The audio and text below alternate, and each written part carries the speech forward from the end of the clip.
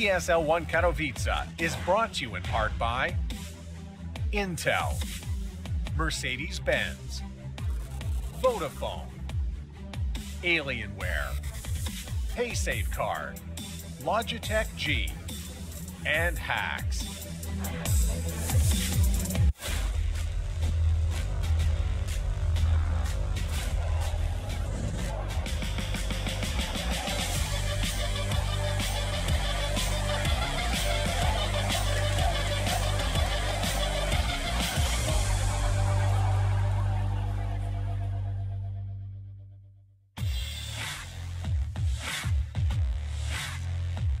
Welcome to the Hacks Pre-Show.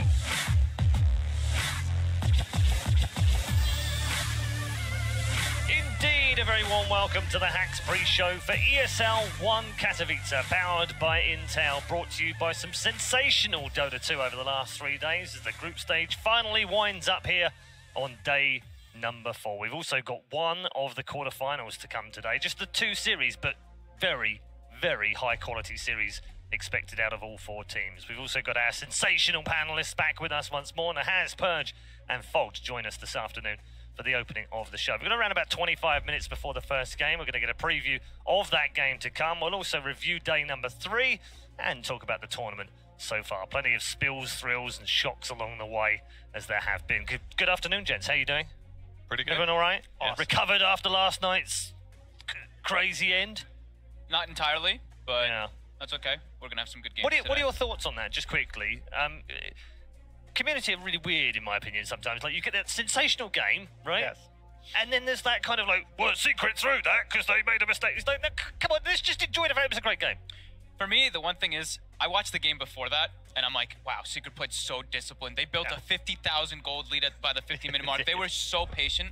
And then they go in the third game, and they almost lose to Creeps. That's something that's like, after that patience in the last game, it's very surprising to see that. Sure, but it happens though, Kevin, doesn't it? Sure. Yeah. The teams are going to lose like that sometimes, and fans on both sides are going to be disappointed. Why didn't you do X? And generally, the Dota community is very much about playing the game as perfect as possible and knowing what's right, and they can look at that game and say, well, they didn't pay attention to the Rex, and it's very easy to criticize. But it was a great game. Isn't it impossible though, Alan, for anyone, us included, to put ourselves in those 5 men's shoes at that specific moment and understand what was going on, the complexity of the game, all the fights that were happening, items, buyback, everything else? Is it not impossible for us to kind of empathize? I think that's absolutely right. I mean, that's what I did immediately on getting to my hotel room last night, was watch the end of that game from the player perspective, just to see how chaotic it is. And all of the Fnatic members, the player perspectives flashing on the throne, they're seeing it, but the awareness in the moment to make this play.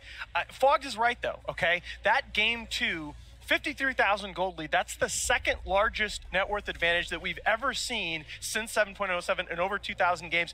Right here, I'm not even sure if they don't make this play, if they don't lose to Creeps anyway.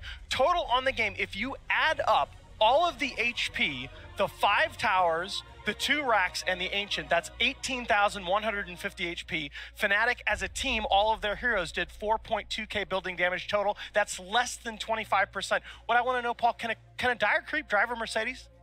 Well, it might feature in our MVP a little bit later on. Dire Creeps for the win. Maybe they'll get some votes, I don't know. There were other matches yesterday, so there were. We should recap on those a little bit. It seems like that just makes us forget. I mean, weirdly, because we've got one game coming up today, which is a result of what happened last night and what happened earlier on in the tournament, and we're going to recap on some of the matches yesterday. What have you thought, Kevin, of the quality of the Dota that you've seen so far? It's been really good. I mean, day 1, maybe we were a little disappointed with some of the games being a little bit throwy, but I think all the teams remaining are extremely good. Even like 2 or 3 of the teams that have been eliminated already are extremely good. So I think from here on out, everything's going to be amazing. Yeah, and Alan, statistically, it's been quite a good tournament so far. We haven't quite had the milestone that we wanted yesterday from S4. That hurt my heart. He's still sitting on 998, but that doesn't take anything away from his career. But the big stat to me, Paul, you look at Genting, the group phase in Genting, the top 4 teams, Liquid, Secret, VP, and Newbee, went 12-0 against the rest of the field. They were 14-2 total for the tournament. The only losses were VP's series against EG. So far this tournament, They are 18-9, and every single one of them has lost a series. Yeah, it's very, very competitive this time. What do you put that down to, Fold? Is it just the fact that it's now a major, it's more points, it's more money, there's more on the line, everyone's come together, they want to win this one?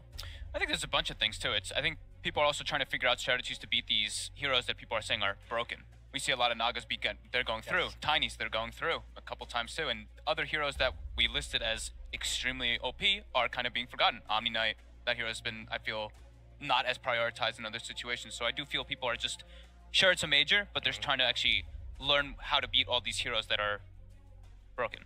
I'm glad you raised that, because there's a list of heroes right now, Alan. There are currently 5 of them with more than 5 games over 70% right now, or around about 70%. DK has had 18 matches, 72% win rate, which is insane. Razor right now, 14 games, 78.6% win rate, which is again crazy. And then Nugger is 69%, Bane is 69%, the ET is 72%, but less games, 11 games. The Bat is 83%, but that's only 6 games. The weirdest ones actually is the Brewmaster, which has 12 games, 1 win. and 8.3% win rate. Oh. That's insane. Yeah, Bruin. And yeah, Alan made the great point yesterday that we, you should take that into account. Infamous had played it twice, lost twice. Sure. Who else? Effect was another one played that it twice, played, lost but- twice. So you kind of go, okay, but that's 4. But that But still still. means it's still sucking at this event. What I is it saw- about this? I just watched a replay from the Newbee LGD series. In Game 2, Newbee had a giant advantage. Their brew wrecked the offlane. You saw that briefly against a gyrocopter. They had a huge advantage, and then they threw like 3 times in a row in like kind of weird ways, and all of a sudden there was a 2-racks, and they tried to steal Roche, and then LGD shows up, clears them, and it was like a 1 brew game as far as I'm concerned. So let's make it 2 out of 12 maybe. Okay.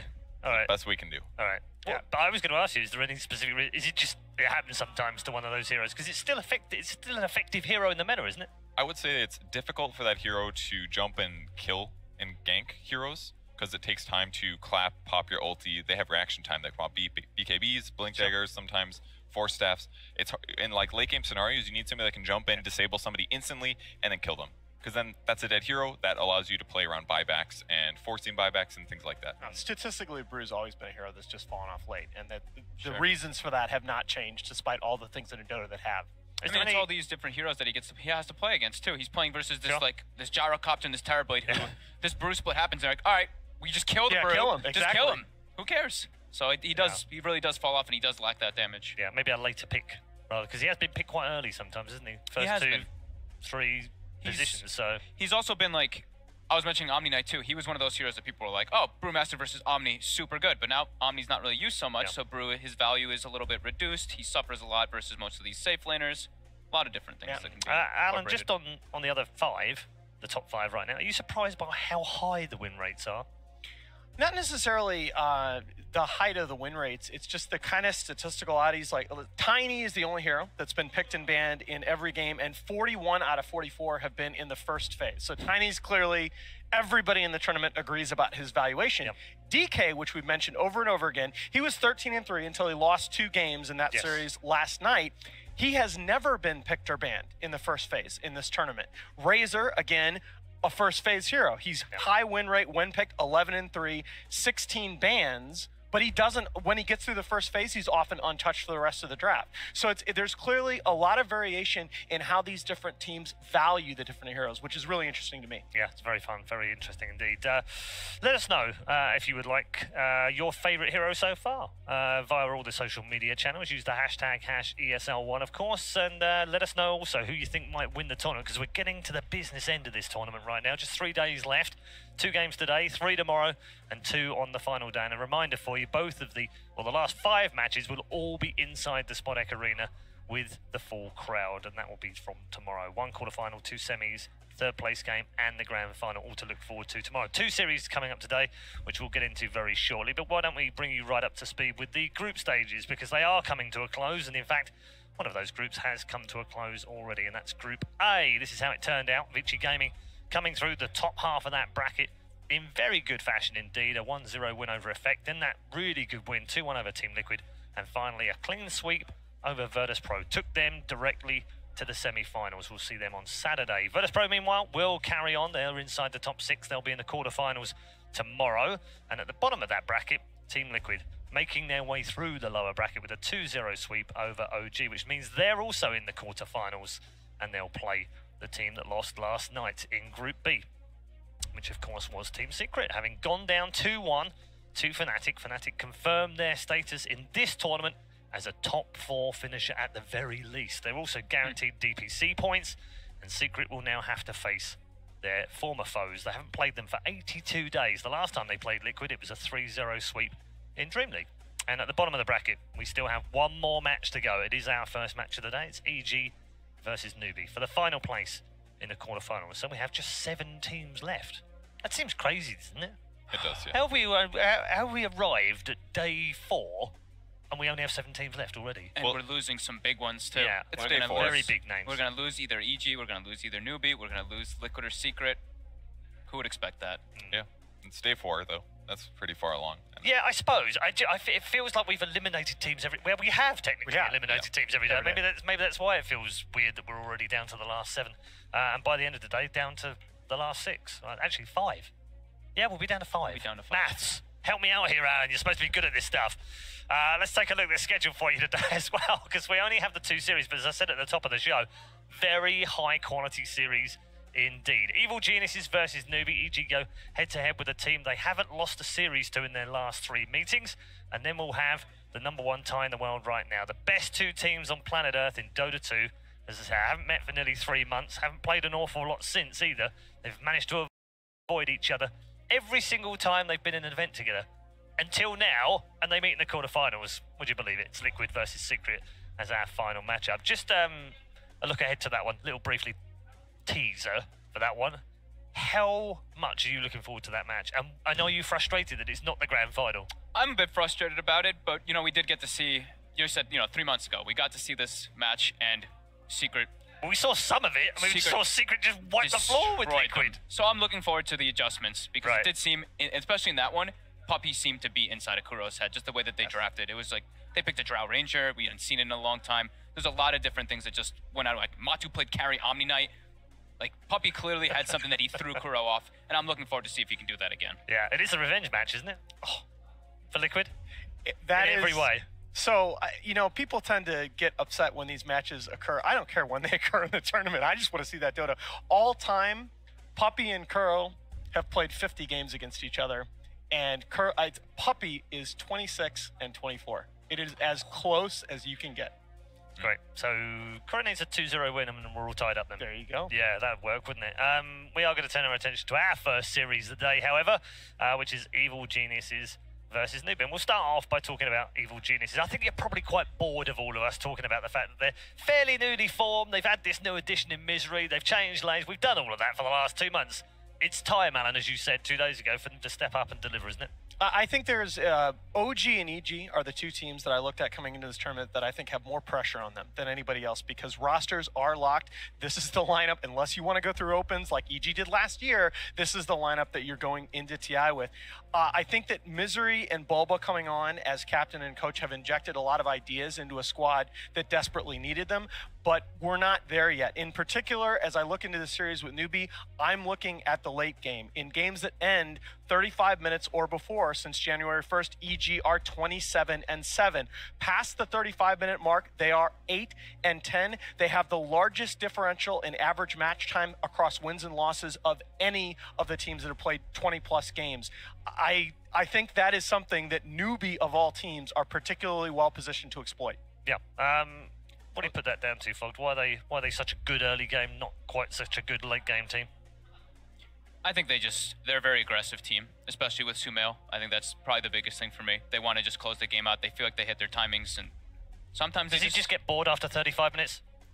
I don't want to say yes, but maybe. He's maybe. Like, God damn, like this guy's taking a long time. We should have won by now. I mean, honestly, I think of Sumail and I just think of him as this super aggressive player. Yeah. So I just feel like that's why. They're just like, we can win the game right now, and they'd rather do that than play the way that Secret did last night. Big. All right, we can play the slow game, choke them out, keep taking Roshan's, take map control. I feel like for them, it's just like, we can just dive the base and kill them and end the game right here. If I can ask you a quick question, Fogged, is that just about experience? Because it feels like when you pick up a new role, that a great technical laning player like Sumail is going to have a lot is going to be almost flawless in terms of the transition in the laning phase, but the way that you have to play these heroes in the late game in close matches may be a little bit more experience-based? I mean, I can't really attribute everything and just be like, oh, it's all Sumail because he wants to play aggressive. It's definitely also Bulba, the way that he thinks about the game. He's probably like, we don't need to take this to the later stages of the game. We've hit our timings. We can end it here as long as we don't mess up. So if they do make those mistakes, then that's where the game can get a little I'd also wobbly. argue that Newbee's lineups are pretty static in what they do. At least the series they played against LGD was a lot of meta heroes that we're expecting in this patch. So I feel like there's also the potential for EG going for some kind of a strategy, dissecting those matches they played, and then figuring out a strat that isn't going to lead to that late game scenario. I mean, the one game that Newbee got stomped really fast was against Kingwin, and it was like a 20-minute game around there when they got racks. So I feel like if EG can exploit that, they can easily take a win here against Newbee. I was going to ask you, Kevin, about styles, because EG have won the last 3 series against Newbee, albeit with slightly different lineups, but still they've won them. Is it style? Is it something that Newbee can't cope with? Or is it just a Newbee curse with Western teams? I mean, I'm not the biggest Newbee expert, but at least based on how they're playing, I think their drafts are semi-normal. It's they picked a sniper yesterday that was a little bit out of nowhere, maybe, but I think EG can dissect what Newbee's going to do and possibly exploit matchup wins. Maybe not in the mid lane, because usually Newbee will delay their mid pick until the 4th or 5th pick, but so based on who gets 1st or 2nd pick, they may not have that advantage. But I think EG can definitely take a win here if they get the good drafts. Purge is absolutely right, by the way, that it's Newbee, if they have a weakness, it's in some of their sideline compositions, because they'll usually protect SCCC both in the draft and the early games. But if you look at, for example, that loss against Kingwin, it was the exotic deer Nature's Prophet just absolutely ruining KP's Brewmaster in lane, and Newbee just didn't.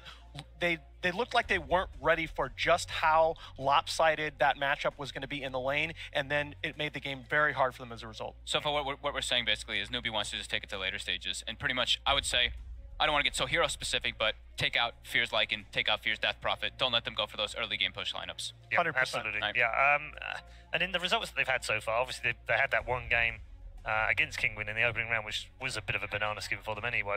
We said it would be and could be, and it proved that way. Since dropping down, how have you assessed them? The 2-0 win over Na'Vi and a 2-1 win, very fighting 2-1 win over LGD. The LGD match was definitely far harder, I think it's safe to say. That was amazing. But I wasn't able to watch the replay of the 3rd game, but the 2nd game they had a massive lead and they ended up dying a little bit, maybe some itemization errors, some small mechanics issues. I felt like it was sort of convincing, I guess, because I know they won game 3 ultimately. I know that game was really close, but if they win game 1 and they were stomping game 2, messed up a little bit, I just feel like they're going to have really good discipline after that series to not make mistakes around Roshan, take the objectives that they want, like getting a kill, and then instantly going to Roche or instantly taking a tower. And I feel like they'll be a little bit faster on that than EG. Alan, were they the team yesterday that had that odd game where they dropped the match that they dropped? They had more kills, more gold, more XP, more everything in the game, but that's Newbee but still Dota. Managed to lose. I just, when you look at it on paper, though, you just go, what? How? I actually loved that series because going back and watching the replays, it's like a microcosm of Newbee. Newbee are a team. They are the most patient team in Dota, and that's been true for like at least a year and a half. They are a team that they will be down, they will stay inside their base, they will surgically pick these fights, knowing that here's the place on the map and the time that I can take this fight, that it'll give me the best chance of getting back into the game. And that's what they did in that game against LGD. All of a sudden, Newbee wins 2 fights, and it's like, wait, I was way ahead and my base is dying. That's the way they play. But again, the easiest way to attack that, you attack them in the early game laning phases, because they care a lot more about the team fight composition of their lineups than they do about their lanes. How does that lend itself to EG? Oh, I mean, I think when you talk about misery drafting and Bulba as coach, that is one of the more dangerous teams in terms of just destroying you in lanes. You look at what they did against Kingwin. You cannot be predictable in your drafts against this EG team. They will prepare strats as well as anybody, including Liquid. And they'll prepare those pressure lanes, like you're saying. The Sumail, I mean, we'll get a little hero specific, but it's like those Beastmasters, the Coddle, even the IO I think they could bring out, so I think Newbee has to be a little bit careful. I was the going Chen, to say that, these type of heroes, I think Newbee does have to watch out a lot for that early game. Okay, we're going to get more from all 3 of you in just a moment. Of course, we are headed to a break very shortly, but just a quick reminder for you that the MVP by Mercedes-Benz is open already. You can visit the link on your screen momentarily and vote for your favourite player of the tournament. Or you could just wait a little bit longer and maybe maybe some performance comes out today that sways you one way or another. Just an update on where things are right now. Miracle tops the list right now as the man with the most votes. Solo is in second place, and Mr. Arteezy is in third. So there might be some favoritism being played out right now. Who knew that would happen?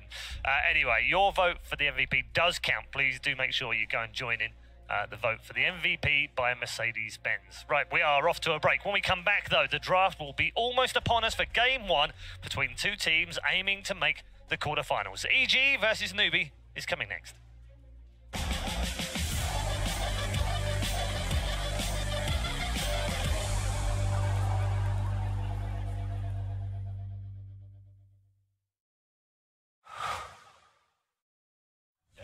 I want to get in there. Wow, I'm not dead.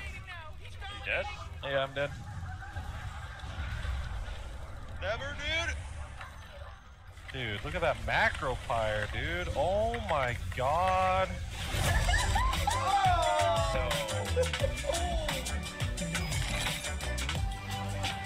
Game, record, and stream without compromise on Intel Core i7. Life is all about following a few simple rules. Dress proper. Get a real job. Start a family. Be humble. Time to grow up.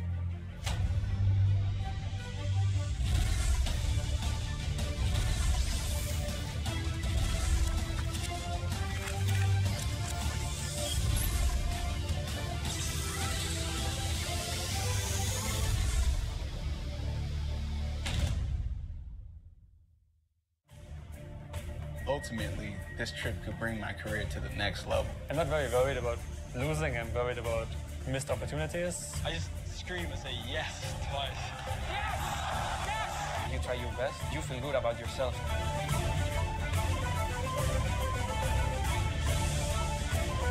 So what's really going to separate them is decision making and strategizing.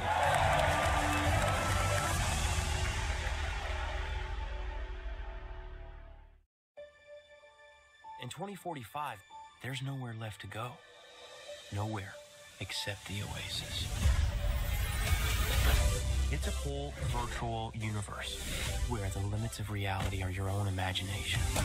This is nothing less than a war for control of the future. Are you willing to fight? Help us save the Oasis.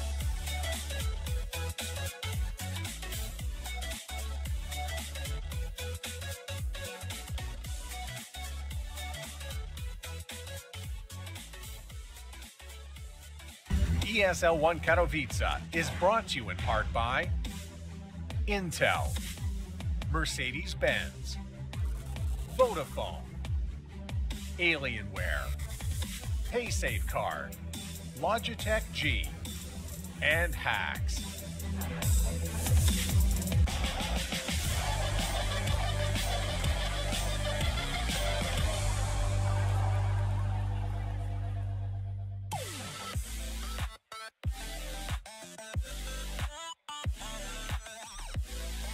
Welcome to day number 4 of ESL 1 Katowice, a historic tournament taking place in Poland for the very first time as part of the ESL 1 series. If you remember all the way back to when this first began in 2013, though, we had 3 finals out here in Poland for EMS 1, the prelude to ESL 1. But it's the first time we've been back in Poland since.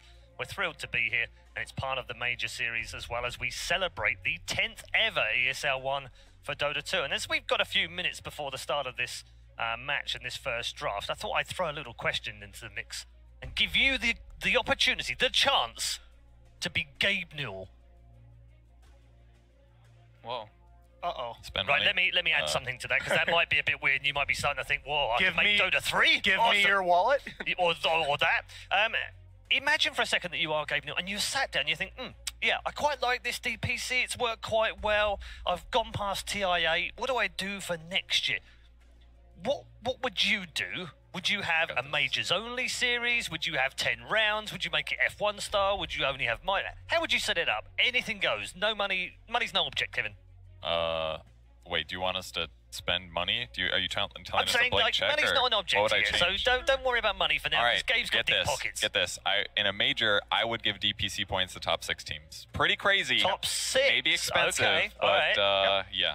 That's very expensive. Why top 6? Why not top 8, for instance? Well, I think depending on format, this format, for example, potentially there could be some seeding things or some like upsets that lead to X team getting knocked out right before top 4, and then they're gone, even though they get 6th, and they still get a crap load of money, but now they don't get points, and they really want points. Is it this feels the liquid like secret thing that's just brought that up for you?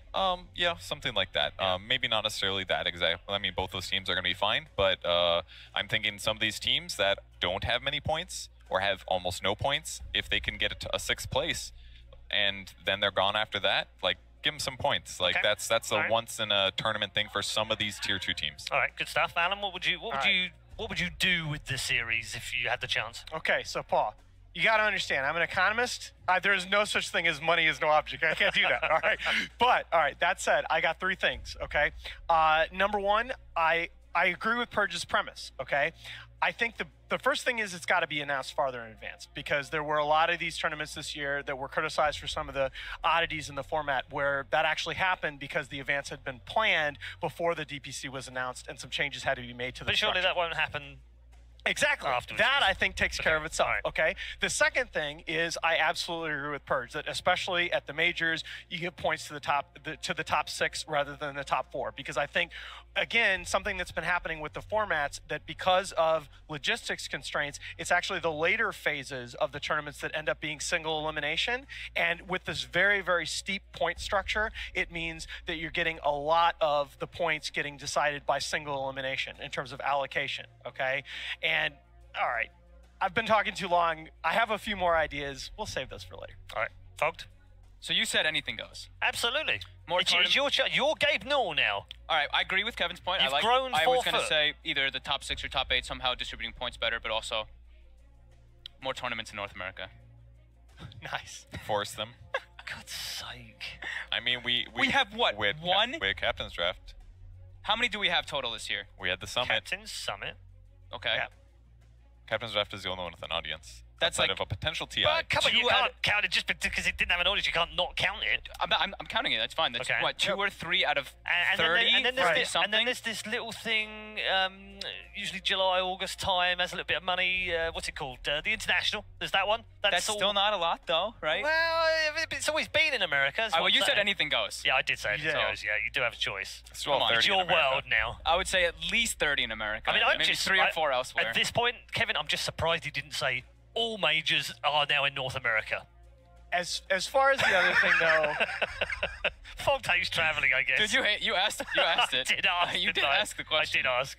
I do think I would like to see more continuity between events. I'd like to see, for example, the winners of the minors get the spots at the next major. Something to differentiate minors and majors besides just the points. All right. Okay. I had this really wild idea that you basically Valve announced 10 majors for next season. Forget minors for now. Don't know how you'd figure that out, but they announced 10 majors and they go, we want one in France, we want one in South Africa, we want one in Peru, we want one in Brazil, we want one in America, we want one in Canada, we want one in Britain, we want one in Sweden, we want one in Russia, we want one in China.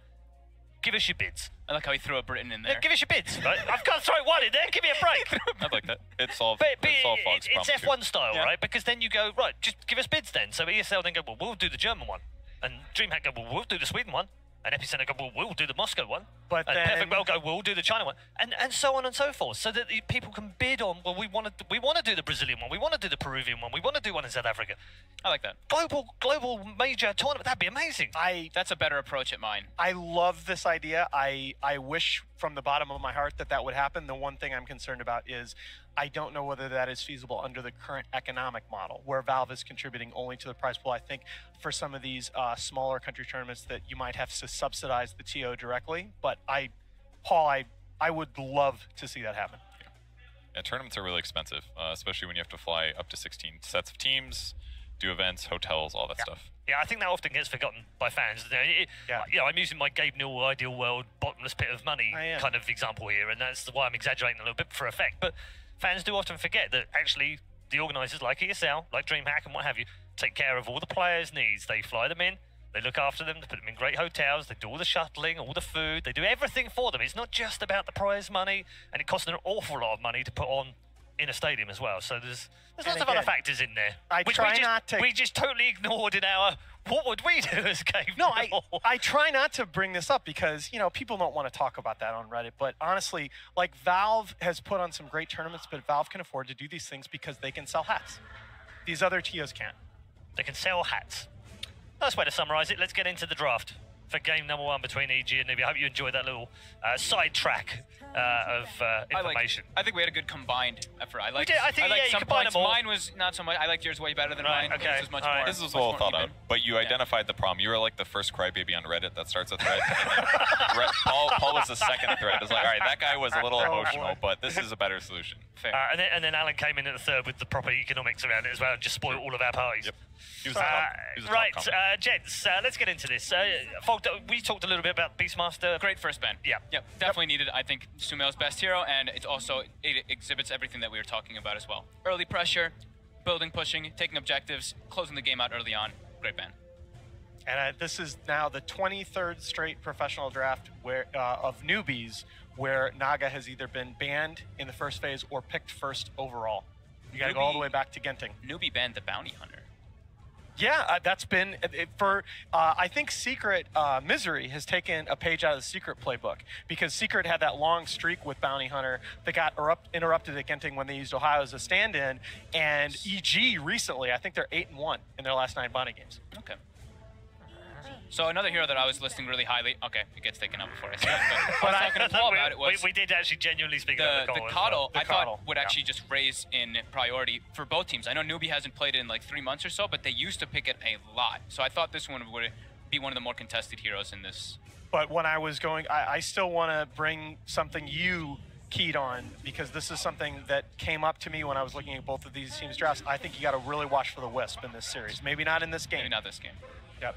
Okay, classic Rubik counterpick to the Omni, and there you go. So Newbee, since January 1st, I believe it's, check my numbers here, 9-2 with Faith on Disruptor, 11-12 with him on any other hero. And how many did they have with the Naga though?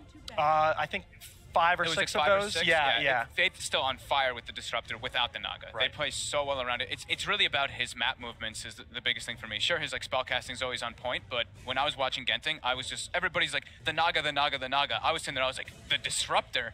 Absolutely. And I actually got a chance to talk to Kuro, and he was 100% on board. He was like, this Disruptor ruined our game plans. Yeah, it just disrupts so much of it. It is the Static Storm and the Glimpse, when used properly, can almost be a mini sleep. It's like it disrupts the team fight combo aspect, and it punishes disengages so hard. It disrupts the team fights, and exactly that. It's a lot of the way teams are playing right now is because of like the HP region and the way like how long fights last is you poke, you run away. You poke, you run away. Disruptor, you start poking, you run away. You're not gonna get out of it. Unless you got a BKB, so at the very least, if you're fighting a lot in early mid game, it can be really powerful.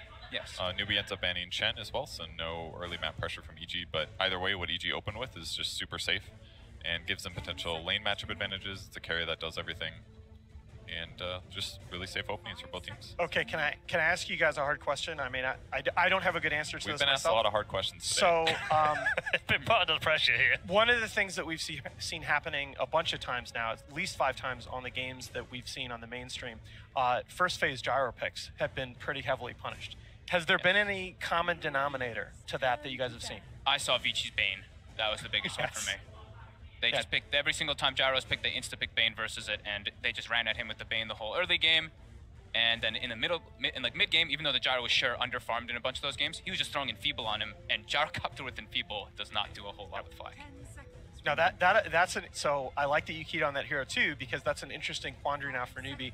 One of the things that sets Newbee apart is that their support pool is still relatively well differentiated between Kaka and Faith. There's not too much overlap. So if you pick the Bane here for Faith, which he's been amazing on, by the way, he would be in my MVP discussion right now, would Faith. If you pick the Bane for Faith, Kaka's got to go on the Disruptor, and that's not a signature hero for him. I wasn't thinking Bane for this one. I'm thinking more like Earth Spirit or something for Kaka this time around, because especially versus Rubik, like you think like Sand King, I think that's why they picked the Rubik in the first 2. They limit a lot of Kaka's hero pool. I agree. And there is the Dragon Knight. Newbee bans Bane themselves. Yeah. Okay. So you just mentioned the BKBs. So versus Disruptor, they're picking 2 big BKB cores. That's a really good point. Once they get BKBs, Disruptor is pretty much worthless, at least at the start of the fight. Unless he's ganking. And the Beastmasters are, so there's your Kaka hero. They pick it into the Rubik. Into the Rubik and into they have really no BKB breakers right now. They have a huge team fight combo and an Omni Knight. They can do blink stun. That part's pretty good. And I feel like lane pressure wise, Gyro is a little vulnerable to heavy burst and disables because he is such a fast hero. If you just stun him, then he's gonna die anyways. So like Sand King plus Omni is a super dangerous gank against Gyro if he doesn't have support. Yeah, I feel like though, when I see these first 3 picks from Newbee, that we've got to go back to that narrative from Genting, that Newbee goes as Kaka goes. In the last patch last fall, Kaka Sand King was the winningest player hero combination. You look in their last 9 games with Kaka and Sand King, they're only 4 and 5. Other teams have looked at those replays, they're ready for it. This looks like a dream Rubik game already. I agree. Sand King and Omni Knight, those are 2 of the best heroes to actually steal from in the game. Yeah, just pick Weaver and then Rubik is just God. Because if you have Purify, I feel like that's the part that I want from Omni almost always the most. Like almost nothing. It's like, oh, I can't cast Repel for 5 seconds. Eh.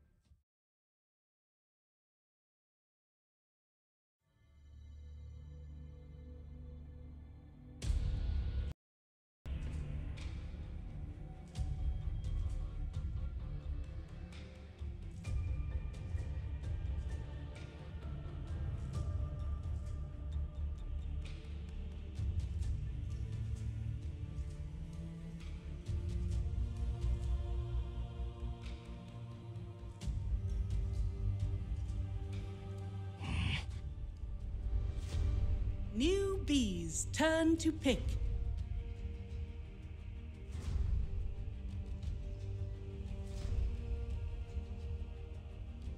With Rubik, since Rubik is kind of low damage, A with Chilling Touch amplifies both their damage, and that's just how many right clicks you. Telekinesis is exactly what the skill does. Gives you more right clicks. So against any offlane, and mid-game team fights, they've got now double amplifications of magic damage. Oh, that's a great So they've got Ice Vortex, they've got the offensive no field if they want to be able to use that one, and Gyrocopter, as we know, he's majority magic damage early. That's a really good point. Super and they've got this Turn damage reduction between both the Rubik and the Dragon Knight too. So there's a lot of nice. Ursa, the god tier hero that closed it out for them at Genting. Whenever you watch Mugi on the Ursa, watch for the BKB reveal. He can win the game with his 10 and 9 second BKB charges. Now, this is the other sort of BKB. The other thing that breaks BKB is just burst physical, right? You get in there on the Gyrocopter and the DK and just burst them down. So, like Kevin was saying, is one of the beautiful things about Sanking is you can do that instant blink burrow strike, and the composition with that with Ursa is sure, Gyro might have a BKB, but if they both go at the same time, you just get bursted before you even get it up, and that's what Ursa provides you. I think Dragon Knight will be okay because he just has high armor. It takes quite a bit longer for Ursa to kill him, but Gyro's got to be really scared about this. But either way, I love the synergy that EG has with all the magic damage. Spell Amp I think could be good, and they have enough stuns that they can definitely chain stun Ursa if they find an initiate on him, assuming I'm not there to back him up. And then if Ursa gets Ags, it's also another good solution against the heavy lockdown that you. So I think this Ursa can work out really nice. Solid pick. After yesterday, especially too, like seeing that Ursa, I was like, wow. I think I'm liking Ursa again right now. Yeah, I agree. What, he went 15-0 in that game after he was versus a Coddle Beastmaster lane? 15-0 and 12. And it was unbelievable. The oh no, it was better. It was like it was better than that. He had 17 kills overall, and I think 22 assists. Yes, because it was that's absurd. 30, still no deaths. 35 kills participated in without a death was third most all time for Ursa. And what was really cool about that was the Aphotic Shield interaction with the Ursa ult. Fun stat for you. Evil Geniuses haven't played Newbee using a DK. It's Mason played for them. God. Should I throw that one in? It's kind of a random one. You know that Mason's 5-man squad with EG actually has one of the highest win percentages of all time. I do, yes. Yeah. It's always one of those fun facts. Yeah, they last played Newbee using a DK at TI4. EG. All right. Triple C tear played. Oh my. Well, again, it's all right, guys, how do we deal with this BKB? Because our 2-5 positions are very spell reliant, very combo reliant. You pick two heroes with burst physical, and you make up for the fact that Ursa has problems hitting towers with the best tower hitter in the game right now. I feel like if EG just sets really early tempo though and moves around a lot with like Blink Daggers or Shadowblade on Dragon Knight, that they can kill TB and Ursa fine. If they just do 2 stuns into a kill, I mean, as long as Omni's not there, it's definitely doable, or Sanking interrupt the chain. But TB is definitely a great pick. Pugna, that's what I was thinking too, especially with their spell amp. And versus Omni Knight, they want to be able to have that mixed, because now they've got physical until later stages once they scale, but I think they want to have something that can buildings and group up too. Yeah, it fits the spell damage that you need to take the Terror Blade down, and it's the tempo at which EG want to play in this game. I think it's a great pick here. The only downside is that Pugna would leave them with 3 heroes that are extremely vulnerable to physical. Crep can't solve all those problems. Does make Ursa's life a bit miserable. You have to go for like Nullifier at one point. I suppose. Takes a lot. Or you can just decrep him all game. The Enigma is the other hero I was thinking about, and the logic here is that other than that burst physical, they have no way to stop the BKB black hole. Unless now, they get Dominator with net is always a way to break it. And it's also been looked at one of the heroes that's very good versus Omni Knight. Oh, yeah. People were talking about that one a lot at Genting. All the players were like, yeah, the Enigma last pick for Omni. Actually, sure, the lane might not go so well. Omni's going to win the lane, but the mid game and the later stages, and it is a big winner. Changes so and actually, I'm having to reevaluate. Now, I really am. Yeah. Alan, which way are you going to go? I am going to go with Evil Geniuses. Kevin? I think EG's draft is cooler. Not sure if it's better, but I'll go with EG. The Enigma kind of throws a little bit of wrench what I was thinking, but I'm still going to go with Newbee. I really like the way that they play around with the Ursa. Okay, very interesting. A little bit of a split decision here on the panel. Let's introduce you to our commentary team for game number 1 and game number 2 and game number 3 potentially if we get it. I'm sure you lads are up for a 3-game at the start of the day. Absolutely. I mean, between these two teams, especially if they're picking heroes like Enigma, it's a caster's I know, dream. right? You just get to black. Oh! Oh, is that how you do it, isn't it? That's why they put two play-by-play, so we can both scream at the same time when Black Hole goes down. We're screaming with Toby in the green room at the same time just to give it more effect. Sounds good. Enjoy. I'm sure the viewers will at home as well, Paul, as this one should be a fun one. EG versus Newbee. Everyone wants to watch to see if you can really stand up to the hype that they're found. Names there's deserve. This is the real test. Going up against Newbee, loser goes home, winner moves on. They're going to be able to do it. Actually, the two series today are so absurd. The fact that we have such strong teams ready in an elimination match for ESL 1 Katowice, and some of them will not be going to that playoffs. It just kind of blows my mind because I just did not expect that. Certainly not from Newbee, who did so well in Genting, and certainly not for Secret and Liquid, who are also in that position. Looking at this lineup, I did really like the Enigma last pick. We saw this probably a month and a half ago.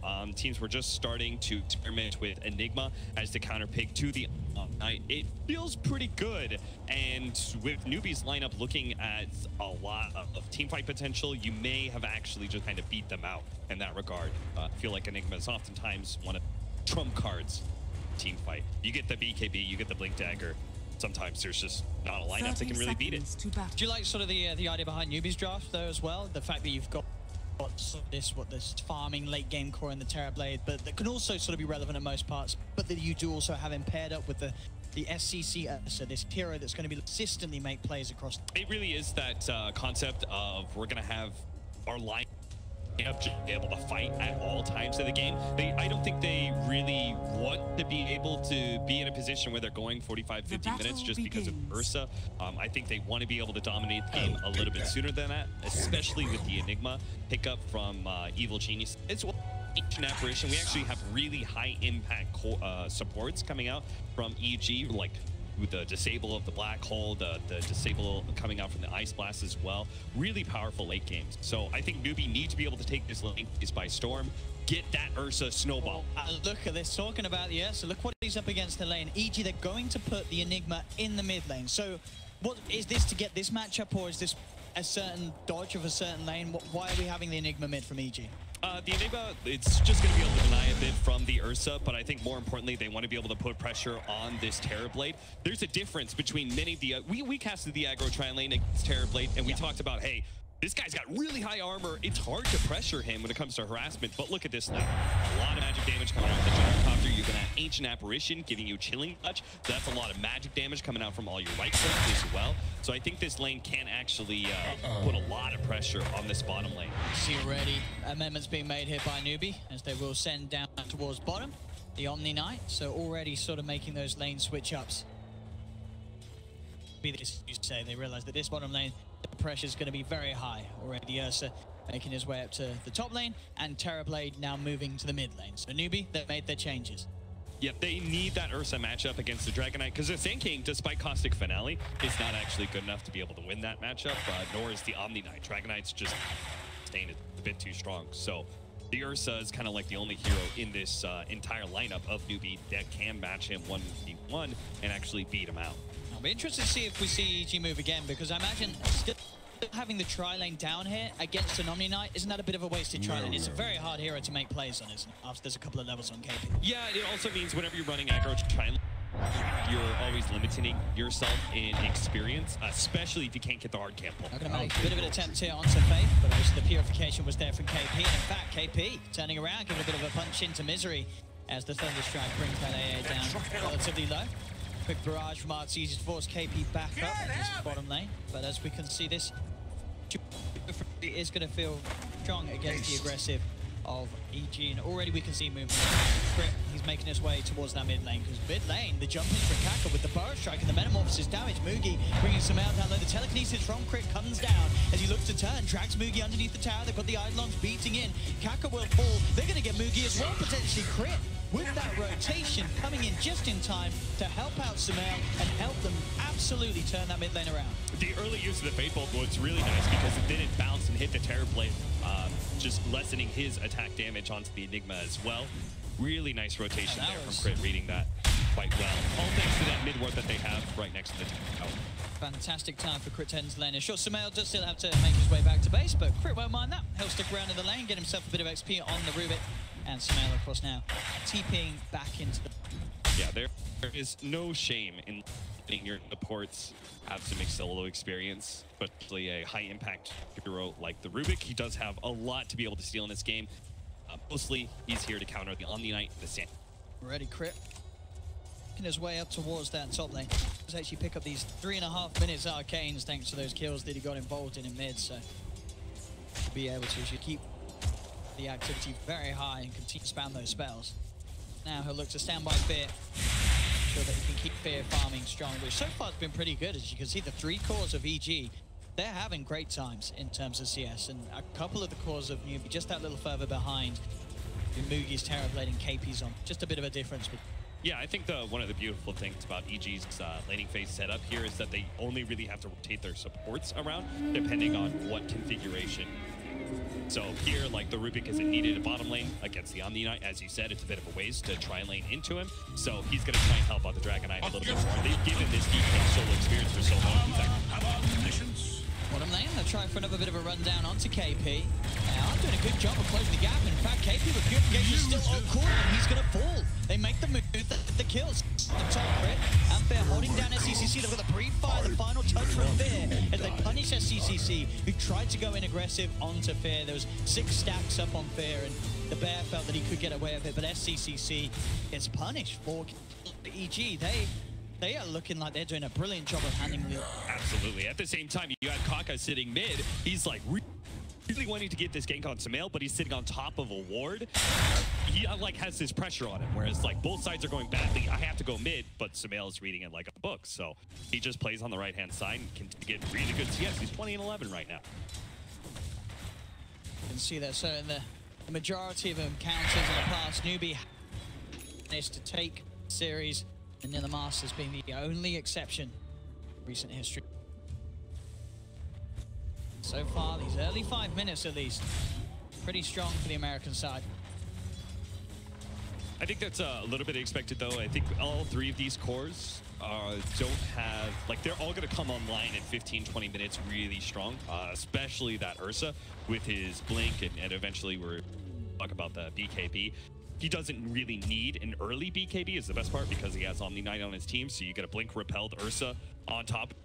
15 minutes. It's not a whole lot of counter moves you can make at that point. Yeah, absolutely. The kill potential very strong when they get to them in top lane. Closing the gap with the burrow strike. They've got the kinetic field and as well. They look to control.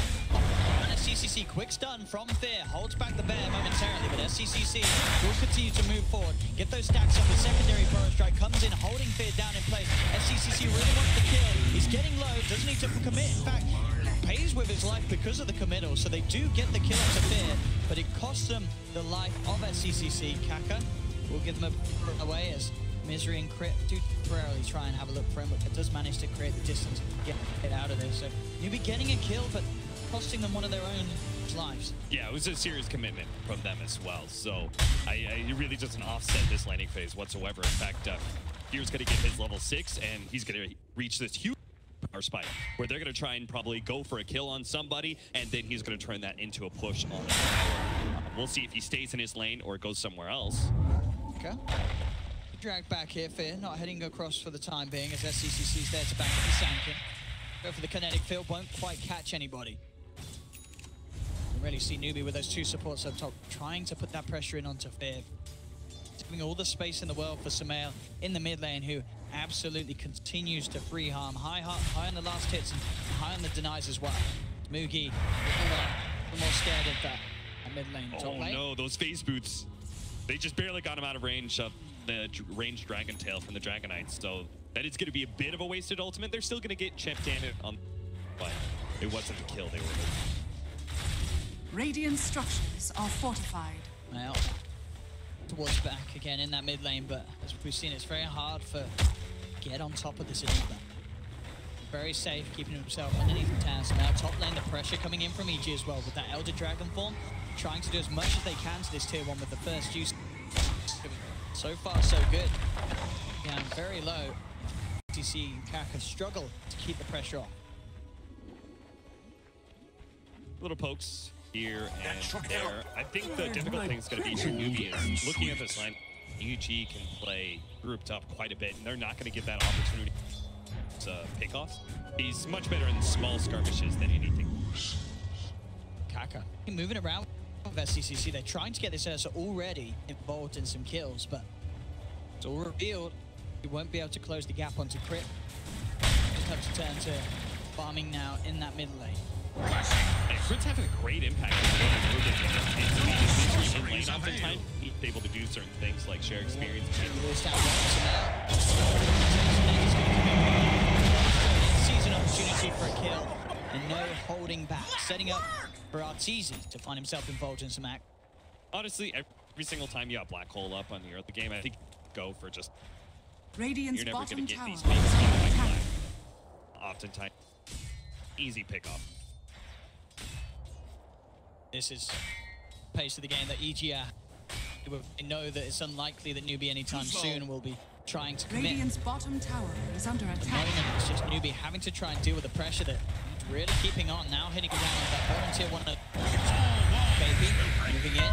Get the repel out, of course, before the homing missile connects. But even at this stage, the physical damage is doing quite a bit. Top lane being made by the Kaka tanking. Goes in with the burrow strike. He may just tick down though. He dies for this. They've brought in CCC and Mugi, so they should be able to at least find the trade onto Fear, as they will take down the Dragon Knight.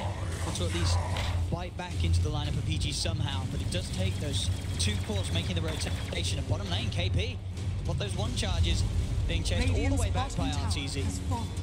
The interesting part for me is I think EG can still defend that top lane push coming out from Mugi with that use of Metamorphosis. So he may have gotten a kill, but he's not going to be able to get a tower, and that is a little bit dissatisfying for Newbee. I guess they got a bit of a stack, though. They can clear through. Small hard cam stack gives them a little bit of extra value. Helmet Dominator's going to come up soon for Sumail. Between that and his Eidolons, he's going to have great split pushing presence all over the map. The two split pushers in this game, Terrorblade, Illusions, and Invisibility. I think for oftentimes Newbee is going to want to be able to split up EG, but I think this pickup from Sumail is going to limit that quite a bit. Does pick up an Invis rune, but EG were well aware of it, was pinged out when he did grab it. His eyes on Sumail, unlikely to be able to make a play, of course, as himself as this level 4 Sand King. Helm, lots of regen on Sumail, rather tanky for the stage of the game. Oh. Into the next place. Let's get the enrage off, so helping a little bit with that damage reduction and a good power strike actually landing. CCC to lift it on the ground. Isn't quite enough damage there.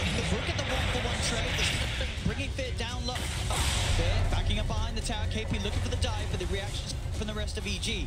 Manofist holding Faith in place as the Eidolons bring him down. The Fierce Dragon Knight Fire finally reaches the kill. So EG again will be able to make sure that these fights that Newbee keep going for just do not pay off for Newbee, getting the trade in their favor each and every time. And this is perfect. You see what Misery's doing is he's sitting in this lane that is very likely to be the one that's dove and pressured, and he's kind of the sacrificial lamb, but he's also getting solo experience at the same time. So he gets his early level 6. He's probably going to die eventually in a tower push, but that's okay. He's creating space for his team in a way. Name fortification will come out for Newbee. Mass TP's coming in as well. They've got 4 heroes looking to fight here. They really want to do something about Sumail on that enable with the mid. It's just going to kill Faith. They do get the trade. Newbee will be able to find Sumail. Ice Blast coming in. Connect onto KP. Won't be quite enough damage to bring him down. Single out, he's using the Satyr Purge on one of these supports and just throwing the Eidolons at them. It's actually a pretty devastating combo, considering the fact the lack of armor on most of these supports. The Eidolons dish out a good amount of physical damage. Faith got absolutely destroyed, but and I guess that's the thing as well. I mean, in terms of AoE damage, it's not amazing. It's sort of a Sand King or a Purification being used to try and clear off those Eidolons. Other than that, there's going to be a high chance that Sumail can keep those units up on you, and there's very little you can do to get them off you. Newbee, they have... What do they have? They don't have the Blink Dagger yet. Either one of their initiators, but they are going to go. Maybe for Roche. They do have the Surfer, of course. Sneaky Roche. This is dangerous against an Ancient Apparition. Ooh, will EG be aware of this? I mean, you're playing against an Ursa. You know that this player is always going to come out at some sort of a point. Yeah, at some point, they're going to see no heroes and be like, okay. They should head towards the pit. Yeah. Let's see if they do that. Misery thinking about it. Is he going to go towards that pit? It's a half health. Looks like SCCC. I think he's going to get away with it. Sumail is now moving over. Oh, they realize the ice blast. It passes over. They've seen it. Sumail is getting in with them in the... So there's Enigma. SCCC's fallen. So EG, they walk in, they take it. Sumail takes the Aegis. It was always going to be a risky play, Cap, but that's the price you pay when you take those sort of risks, as EG get another huge step up in this game where they're already massively with the advantage. Yeah, they did not have a whole lot of map control when they went for that smoke gate. Bottom lane was pushing in. They still have that tier 1 tower at top lane. I think that was like way too risky. There was no way EG was going to get completely off guard. This is some serious momentum for EG. 11 for 4, 14 minutes in 6k against Newbee. We saw a sort of dominance from EG yesterday, but to come in today and do it in this opening of this game 1 against Newbee really is quite something. This team, they just seem to have sorted out a lot of the issues that were apparent in the past. They are looking incredibly clean. I love the fact that Sumail's going straight for the BKB. There is no interrupt on the side of Newbee. At least when it comes to abilities, they can always pick up a Helmet Dominator and grab one of those troll creeps and go for the net play, but otherwise, the BKB should just be a clean black hole every single time. And it's Newbee who have to oftentimes play into Evil Geniuses, so you don't really need to counter blink most of the time. Absolutely not. As we've seen, there's definitely going to be potential for him to walk in and hold. 14 minutes, another tier 2 taken by Evil Geniuses. Shadowblade finished for Fear, so they have that sort of initiation on the back of the Dragonite, and Mechanism now done for Sumail, as he just wants to keep his push going, as they're going straight in. It's 15 minutes, they're committing onto tier 3s here, EG. What's the answer going to be for Newbee? I mean, they know there's no Blink Dagger on the Sand King and Ursa yet, so... And they've actually just called out KP. Telekinesis into the Dragon Tail stun, that's the only I've got. He's down for 30 seconds, that's one of the calls of Newbee out of it. KP just having to watch this from the sidelines. As EG, at 15 minutes in, they're threatening the barracks. And it looks like they're going to take it. I think Newbee, they don't know what they could do to stop this. I think they realize they really can't. They just have to let this go. Jumps in, grabs the Sand King. There's going to be a full set of barracks going down in 15 minutes. This pace of Dota that EG is playing is something that I have seen. Well, this is just next level stuff from Evil Geniuses. This is what the fans at home were hoping to see from this all-star lineup, and they're getting it today. I don't think I've ever seen a team really try and punish the Terrorblades' early timings and his long cooldown and Metamorphosis like they just did. But I think it's a combination of factors. The fact that the laning phase went so well, they knew the Blink Dagger, the big items for Newbee were not up on the same thing in Ursa, and Metamorphosis is down. Well, you've got... Sonne Mugi will find Arteezy. Just got the slow from the reflection. Arteezy will get Clemens back, so with his life, you'll be able to take down the Gyrocopter. Give themselves something to try and help in the attempt to slow down this pace that EG's playing at. Oh, they're setting up on SCT right now. Ice Blast comes through. He's in with the stuff. He has got the Enrage to help limit some of the damage, but the Malefice holding him down and in place. SCCC will fall. This is getting massively out of hand for Newbee, and surely when there's a Rax down against you playing as an Ursa, this game is so for the Ursa now. Yeah, it's pretty much Mugi's game is over, and now, or excuse me, SCC's game is entirely over, and it's all up to Mugi to carry this game as the Terrorblade. It's still one of the best carries in the game, so there is still a possibility that Newbee can make that really long comeback. But Radiant's middle tower is under attack. You're just giving him no cover whatsoever. At 70 minutes in, Sumail, he's got full Greaves. It's Enigma. I know we had a stat yesterday about Sumail's Beastmaster being one of the most fun. This has got to be sort of up there in terms of the Greaves timing, at least. I very rarely see a Greaves this early on being completed by an Enigma. So the push is so strong. The amount of sustain that EG have is incredible. The auras for the Greaves and the Helm of the Dominator just keeping EG in full fighting shape. You've got the passive regen as well from Fear, of course. So they're trying to be will be this is the problem. Newbee commit with the Static Storm in the epicenter, and this is too much from Evil Geniuses. They just stand their ground. They don't care that the Black Hole gets cancelled, because they just push on, take another melee rags. A buyback will come out from KP.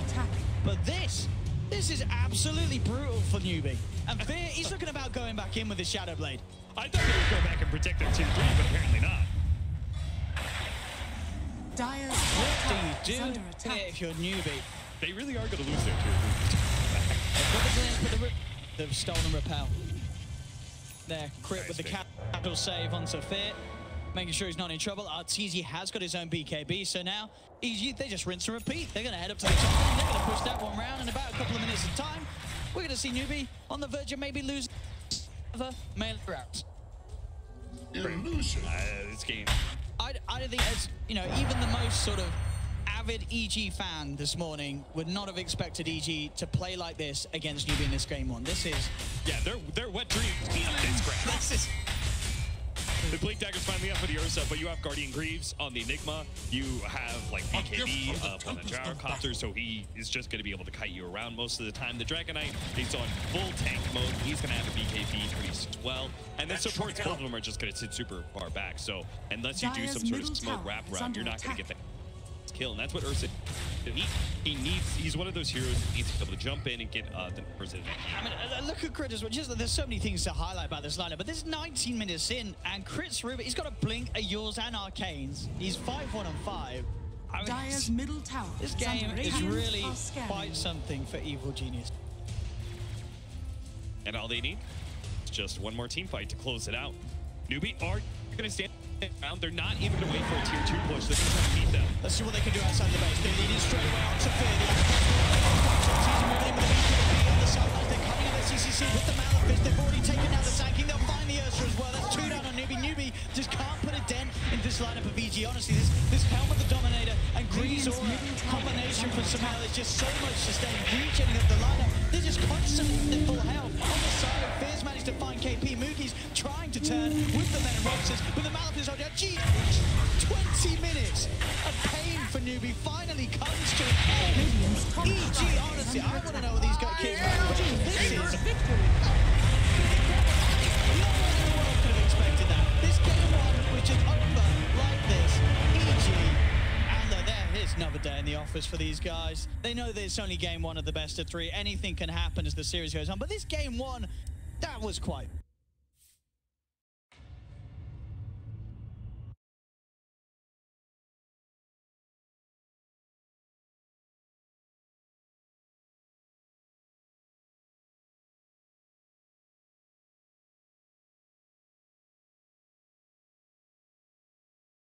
I think that might not be true, but whatever. You went for Newbee. I did. Yeah, based on the draft. I was concerned about where the Enigma would get laned, and they did this mid-Enigma thing that I've seen them actually do in the qualifiers like a couple weeks ago, and Sumail crushed that as well in that game too. But this one was, I think the lanes coming out from EG were absolutely perfect. They won all 3 lanes, and Crit was a beast. He was everywhere he needed to be. From the mid TPs, he gets like that early kill, and then he claims the mid lane, and it's like, oh, meta was just used by TB. You see that Newbee was like moving their lanes around, and they couldn't abuse the early power of the Ursa. I mean, it seemed like, Kevin, they lost everything in that game. Like, even when they went for that Roche was it looked okay to start with, and then suddenly they got caught out. They did like 90% of the Roche, and they just gave it away. Yeah, he got bashed when he used his ultimate as well, which might have accelerated him enough to get the Roshan, because he was realistically about 2 or 3 hits left. Yeah. Like, that was actually so close. He almost got it before he died. So maybe if he doesn't get bashed when he uses Enrage, for example, this slightly greedy Roche doesn't work out. But either way, there was a lot of things leading up to that moment. All those early engagements, that Roche, and all of a sudden EG's like, oh, we can actually just push with this. They weren't planning for this game to be this fast, but because everything went their way early, all these small little ganks, it became this quick game. And look at the clock right there. This is the fastest racks of the tournament by over a full 4 minutes. The next fastest was EG at 19:45 in a win against Enigma, against Infamous. And you can see right here, Enigma hits 10K net worth before the 20-minute mark. That is only the 6th time on record that has ever happened in a pro match. You cannot go in against this EG team with a predictable draft. Newbee picked their first 3 heroes, what they've been doing for 6-8 months now. EG was completely ready for it. Yeah, and we did mention that, Fog, didn't we, before the game? Yeah. The styles, the speed. Are they going to stick to it? Are EG going to go for that fast-paced aggression? And they did, and every opportunity that they took in that, they actually took. It wasn't like sometimes you see them they're aggressive, and then they kind of go, whoa, hold on, let's back away and be a bit more less aggressive. This time they were like, no, confident, aggressive. They took that bottom ranks, and then they pushed in on the mid as well. Yeah, they went. We almost got a GG there. They went for game-ending items. Yeah. You saw the Enigma. He's like, all right, they have no damage. I can just go this mech build. We have so much HP regen on our heroes that we can just survive all the damage that they deal and just keep the push going. And the BKBs was the other thing we pointed out during the draft against Disruptor. Once you pop BKB, he's useless against Omni. I mean, they had so many stuns that Omni always had to be careful. He got caught once. Kaka gets caught. I mean, Newbee just clearly didn't expect to be in that position from that game. And honestly, I don't think they should get too demoralized from this. I feel like this game was won by EG in the first, like, 8 to 10 plays, which may sound like a lot, but there's plays that happen constantly. Every single kill that went their way went heavily their way, just barely, and that leads to this kind of a stomp win when they have that kind of lineup. Yeah. The boys on the casting desk were talking about, was it a draft win or not? How would you see that? I would say if the game went even, I would still say EG had a slight draft win, but when they win by that much, it's like a huge overpowering draft win because they have Enigma who can push, and he built a Helm of the Dominator, and they had a Dragon Knight who's great at pushing, and they had these BKB heroes that are like peak performance right there. It was perfect for their advantage. It's really rare you see all 3 lanes win. And that's legit what just happened there. They won all 3 lanes. Crit had a perfect game as well. Misery's just like this AA that he's just like, man, okay, I'm kind of just farming. And we saw a cool interaction actually. The chilling touch actually slows through repel. Did not know that. So you saw like Omni Knight's repelled, but he's still getting slowed down. They could chase him all the way to the tower. I thought that was a really neat thing that I didn't actually know about that interaction. Do you know what fascinates me about this game? Is that you never stop learning. Doesn't matter how many games you've played, how long you've watched, played at the top end, and still you're learning new stuff. It's incredible, isn't it? That's a new change. Yeah, but it's still learning as it goes on. It's not something that happened yesterday. No, it's something that's happened before. Yeah, exactly. So it's just new. continually That's a new skill. learning. So cool. Yeah, very good. Thank you very much, gents. We're going to take a quick break. When we come back, we'll have Game 2's draft upon us and a chance for Newbee and to gain some revenge. They've got to get back in gear, otherwise evil geniuses are going to run away with this and go all the way to the quarterfinals. We'll see you very soon. Timing at least. I very rarely see a Grease this early on being completed by an Enigma, so the push is so strong. The amount of sustain that EG have is incredible. The auras from the Greaves and the Helm of the Dominator just keeping EG in full fighting shape. You got the passive regen as well from Fear, of course, from his passive. They'll try and jump in Kaka. Just go for the epicenter straight away. But look at this. The Black Hole comes out from Samael. Will be cancelled here. The homing missile out to SCCC, though. No one is dying on EG. This is the problem. Newbee commit with the Static Storm and the epicenter, and the sustain is too much from Evil Geniuses.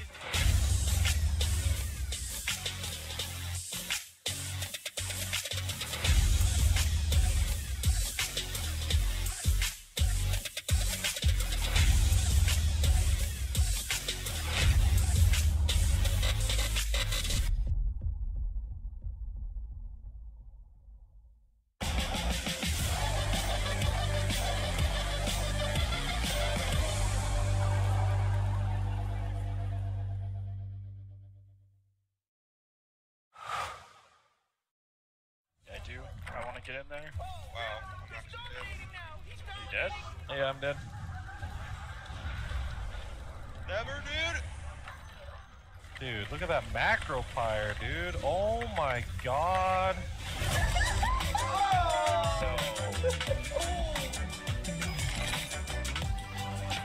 Game, record, and stream without compromise on Intel Core i7.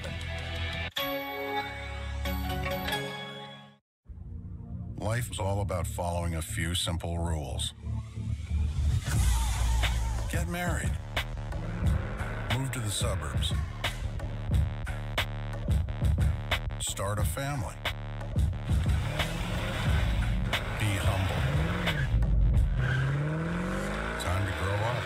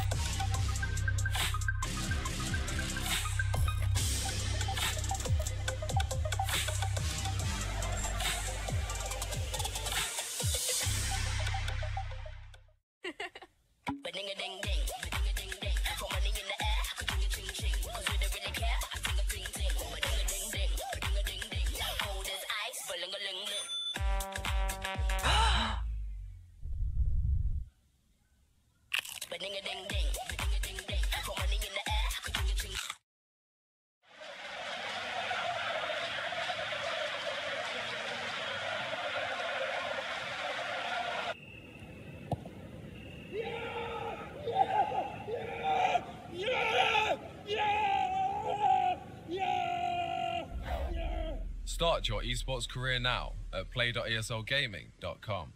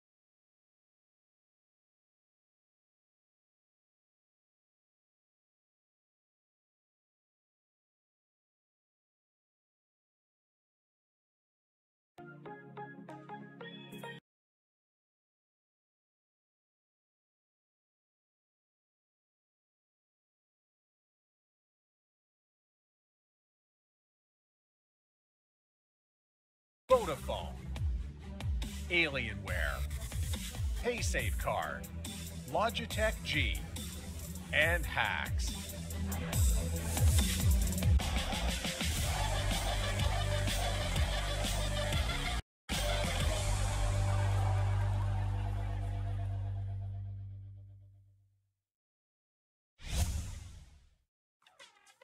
Probably have to say Tall, aka Fly, because I believe I have a 100% win rate with him right now in pub games. Probably want to play with DJ, just because like I had a history with him before, and it was always fun playing with him. But we kind of drifted already, so I want to see if it's still there.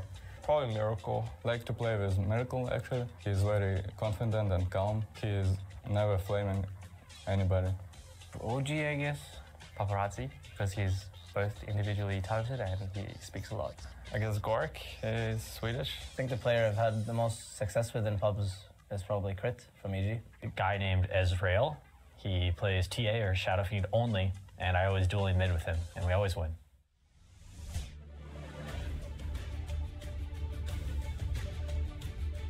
Yeah, those speciality pickers. We know all about those, PPD. Welcome back, everyone, to ESL 1 Katowice.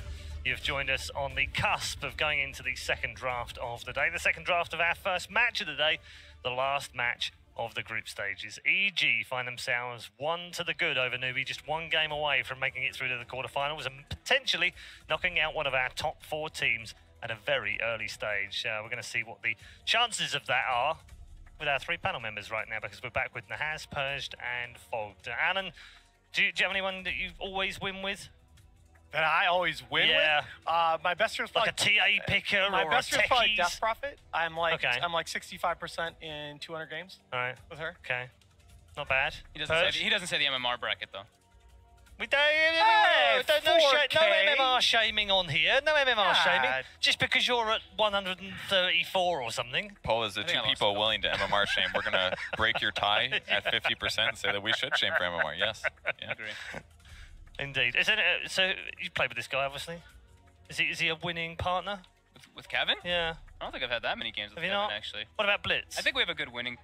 With Blitz, we do have a decent one, but sometimes we do stack with the Owen stack, and then we have the fight. Yeah, here's the crucial question, though. Do I stack with Ezra? No. Come on. Single hero pickers. We know all of them. What's your win rate like with Mr. K Barbecue? Ooh. I'm not going to say that one. I'll look it up. The streak. I think the losing streak in China I think last with just Jack, we actually had it one day where we played 26 games in a row, and when we were at one of the LAN centers, and I think we won 24 of the 26. Wow. So that really boosted ours. Okay. But I think before that, we were at like a 12% win ratio. Right. Yeah. I think it was 13 games in a row that you guys lost. So when you were in China like that. together, it was something like that. It was a something like tough that. run. I know Melini was kind of tearing his hair out about it.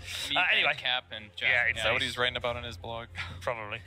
Let's get into the draft for number 2 with a bunch of winners right now on both sides of the aisle. Newbee versus EG, draft number 2. Yeah, let me get back into this draft and say we talked a lot about the first 3 for Newbee, or I did after the first game. It was actually the last 2 that also caused problems because the last pick TV pushed SCCC onto Ursa. Going all the way back to 7-0, they are 17-11 when Mugi plays Ursa. They're only 2-4 with SCCC, and that is only the 5th time in 333 games since 7-0 that SCCC has finished a game without a kill. Oh, I mean that was a really one-sided game. That was pretty much flawless execution by EG, so you can't really fault SCCC so much for that. But look at these bans. Look at those priorities by EG. Gyro and DK, huh? That's the first DK first ban. Exactly. Yep, get him out. Razor's still in the pool, which is probably what they're doing here, trying to get the best core opener. Maybe force their opponents to do double support or something. Look at Bulba's smile. He's got something up his sleeve, honestly. He's super so is prepared. Misery. You can tell. Keeper's there. Wisp is there if they want that. I don't think they grab it early. I mean, that's the thing with that first They win, Kevin, first isn't did it? It's opened up the draft for game 2. There's Razor, though. He's the one hero that it's pretty much, in this tournament, if he is still on the board in the first phase, he is getting picked. Yep. 1v1 matchup advantage and strong carry. I just don't think they'll pick IO first phase. I could easily see them wait until second phase and to make it more of a surprise. I think that's true. I just had seen them open Beastmaster IO a couple times in the NA qualifiers. I don't think their first phase that won Beastmaster's off the table. Yep, there's massive respect for that. Sumail Beastmaster, that's for sure, has been banned first twice in a row. Yep. Also, Naga taken off the table again. Definitely. Newbee's got to be. I think there's a question about whether they go back to that first phase Disruptor or whether they do go back to the Faith Bane that looked so good the other day. Gives them that teamfight control, the BKB breaker. And I think you want to pick the Bane so EG doesn't take it either. I agree. Nah, it's Misery's second most played. Okay. Disruptor. You're sticking with the Faith Disruptor. That leaves more on the table for EG. I was just saying to Kevin, that first game result has actually given EG even more options in the draft, hasn't it?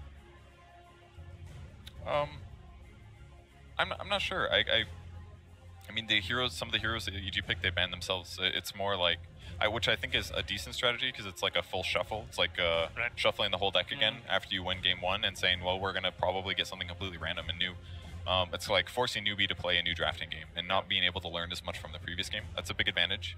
It's an interesting tactic, isn't it? Because going back to last year, many of the tactics by Evil Geniuses, funnily enough, under both PPD and Crit drafting before, was very much, well, all right, we'll just draft the same thing again then, see what you can do it. No, see how really you can agree. beat us.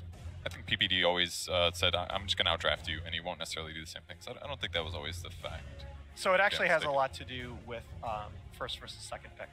Remember, going into last night, the stat was 41 out of the first 44 games of the tournament. The team with selection priority has opted for first pick, and Bulba and Misery both, I believe, have always been guys that have believed that you have completely different draft setup for first versus second pick, especially in this meta.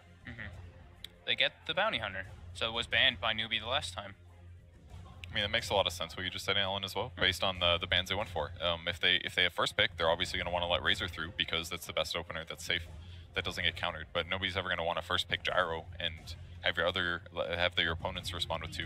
Right. There's the Bane that we were mentioning. I think they were setting up for that one too. And now, especially if there's a bounty hunter picked, Bane is one of the greatest ones. Sure, Shuriken can cancel Fiend's Grip and stuff and bouncing, but in laning phase, Bane doesn't care. What does Bounty do? He's just so tanky. He's one of the strongest lane presences. He can keep himself alive, so he doesn't get bounty levels to catapult to 6. Yeah. Can help lock him down. Yeah, it's a good pick. They can basically put either of their 2 heroes anywhere on EG's side. What's the win rate on Bane and Razor too? It's Razor's very good right now. They're both Bane was also very similar. good. Yeah, they're both in the top 4 right now. Bane's at 69.3 after 13, and Razor's 78.6 off 14. Razor's 11 and 3. Yeah. So they do have track for the glimpses, of course, and they've got this lane pressure. We've seen what Kanka can do on this hero as well. He's one of the ones who had that flawless performance at ESL Genting. But I think there's a lot of pressure on Newbee now as we go into the second phase of the draft to pick 3 cores that are relatively self-sustaining in lane, because Bounty and the Disruptor are not going to be able to provide protection from that lane pressure that EG can now bring.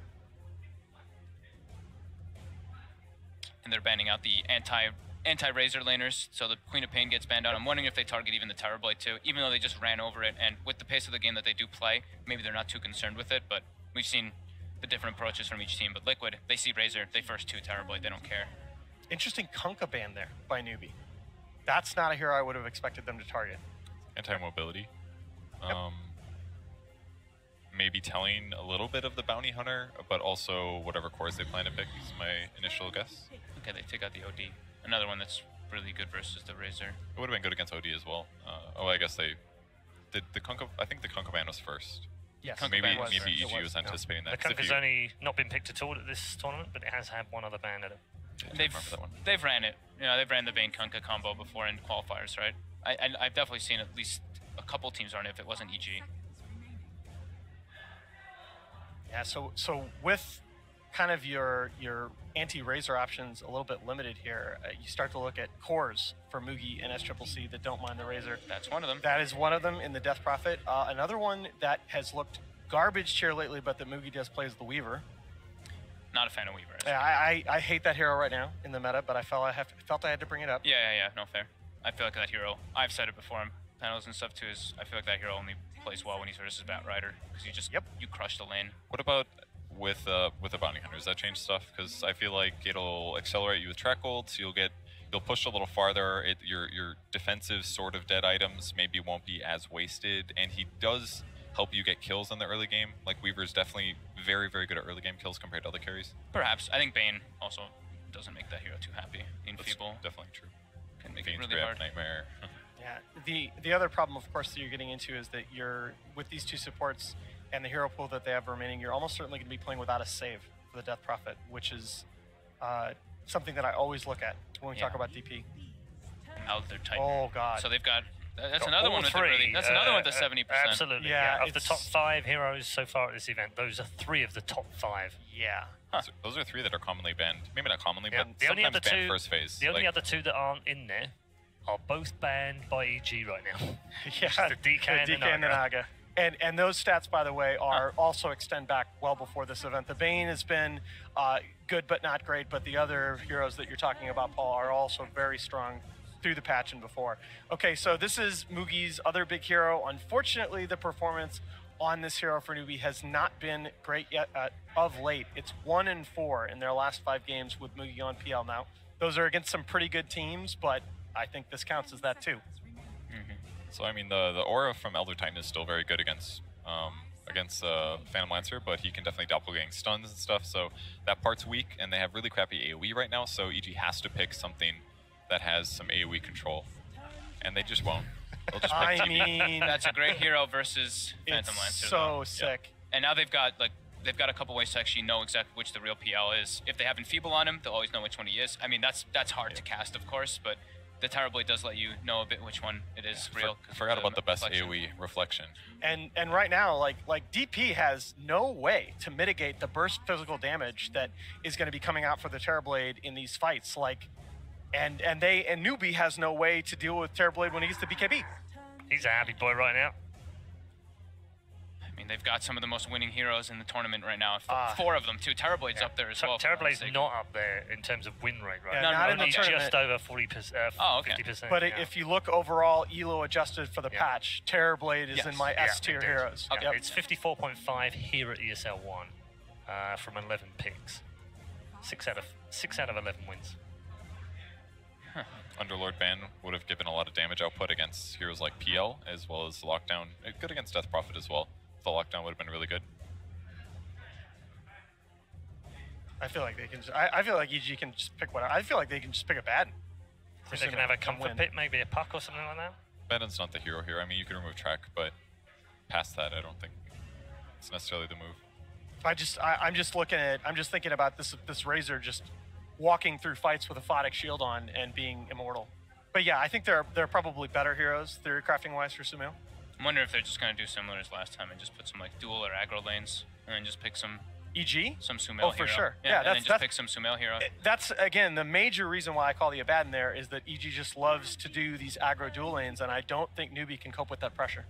Well, they banned Batrider, so that's maybe my first tell that it won't be Abaddon. But it's possible. Yeah, it's definitely a fight No, hero. the puck was a good call. It's definitely going to be an offlane puck, and it's something that they're comfortable bringing pressure with as well. Yeah. It's good dual lane, lots of burst damage. Disable initiation is something they kind of needed. Well, this way they can do like blink silence and just stomp or something. You're saying off lane, but I feel like you could even just put it mid, right? And then they just lane that because he's not as punished so much by bounty. Oh, sure, yeah. Because they're just going to be moving the lanes. Sure, it might be Sumail. Yeah, it'll be Sumail, but yeah, Sumail mid makes good at sense. mid? I don't know. Once upon a time, right? Let me pull up the he stats used on to do that. I'm not didn't sure. he? A while back. Okay. Historical? and, Okay, Kaka Sanking's back in. KP Sanking. This is KP. Oh, This is yeah, offlane KP, yes, Sanking. it will, of course, yeah. Okay. Wow. Draft done. Very interesting drive. Felt like EG had the upper hand there, Phil. Do you agree? Yeah. They got, like we were saying, they got 3 or 4 of the heroes with like the highest win percentage in the tournament right now. And comfort picks. Very comfort picks. Have they swayed you enough to go with them? Yeah, I think they did. I'm gonna go EG. I really liked Newbee from like the other days and everything, but I feel like EG's just on another level with their drafts this time around. Okay, EG for you, Kevin? Yeah, I'll do EG as well. I do like the Newbee draft, but I'm not super confident with Bounty Hunter doing anything other than killing couriers. Okay. Career killer he is. Alan? You cannot play against EG with predictable drafts. EG. 3 out of 3 for EG. Is it going to be another EG easy game? Let's find out with our commentary team. Boys, you've not got the signature heroes so much here. You've got no Enigma and no crazy stuff that you can blow up, but it's a very good draft from EG, isn't it? It is. I think it's a good draft in the sense that even if EG win, I don't think this one's going to be over in 20 minutes. So we might actually get to cast a bit more Dota this time. You're not on an hourly rate, Owen. It's okay. It's fine. This is true. This is true. But at least we probably get to enjoy a bit more back and forth between these two lineups. As I think Newbee this time of this draft, they shouldn't get rolled over. They shouldn't, but I am leaning towards Evil Genius's.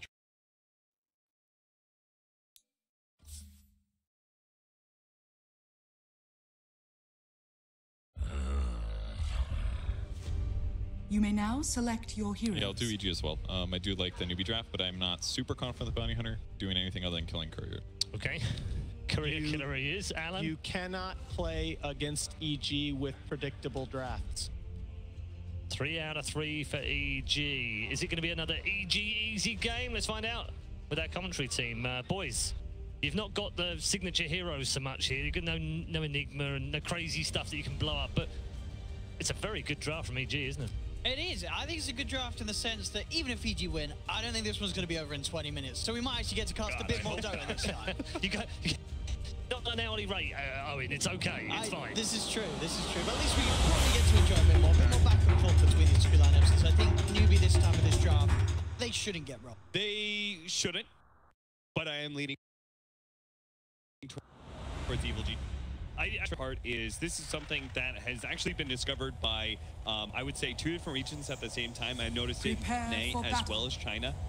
About the same time in that like later December, maybe early January area, is that teams were picking Terrorblade against the Death Prophet. This is obviously way before Terrorblade people realized how OP it was. They felt like Terrorblade's timing of Metamorphosis and the single target focus of the hero meant really well against the Death Prophet's type. So every single time she goes for a push with Exos, you're doing a similar thing, whether you're trying to trade towers or trying to stop that push. Gonna see this smoke from EG heading Kaka. Kaka will be able to keep the distance. So Newbee will know of presence. G. But into across the ground for the rune. The snipe looks like EG actually get out of this area. 30 seconds to we are aware of them, and Kaka gonna head over here. He gets away with staying in position to go for any sort of snipe of their own rune. Do have sentries on Misery.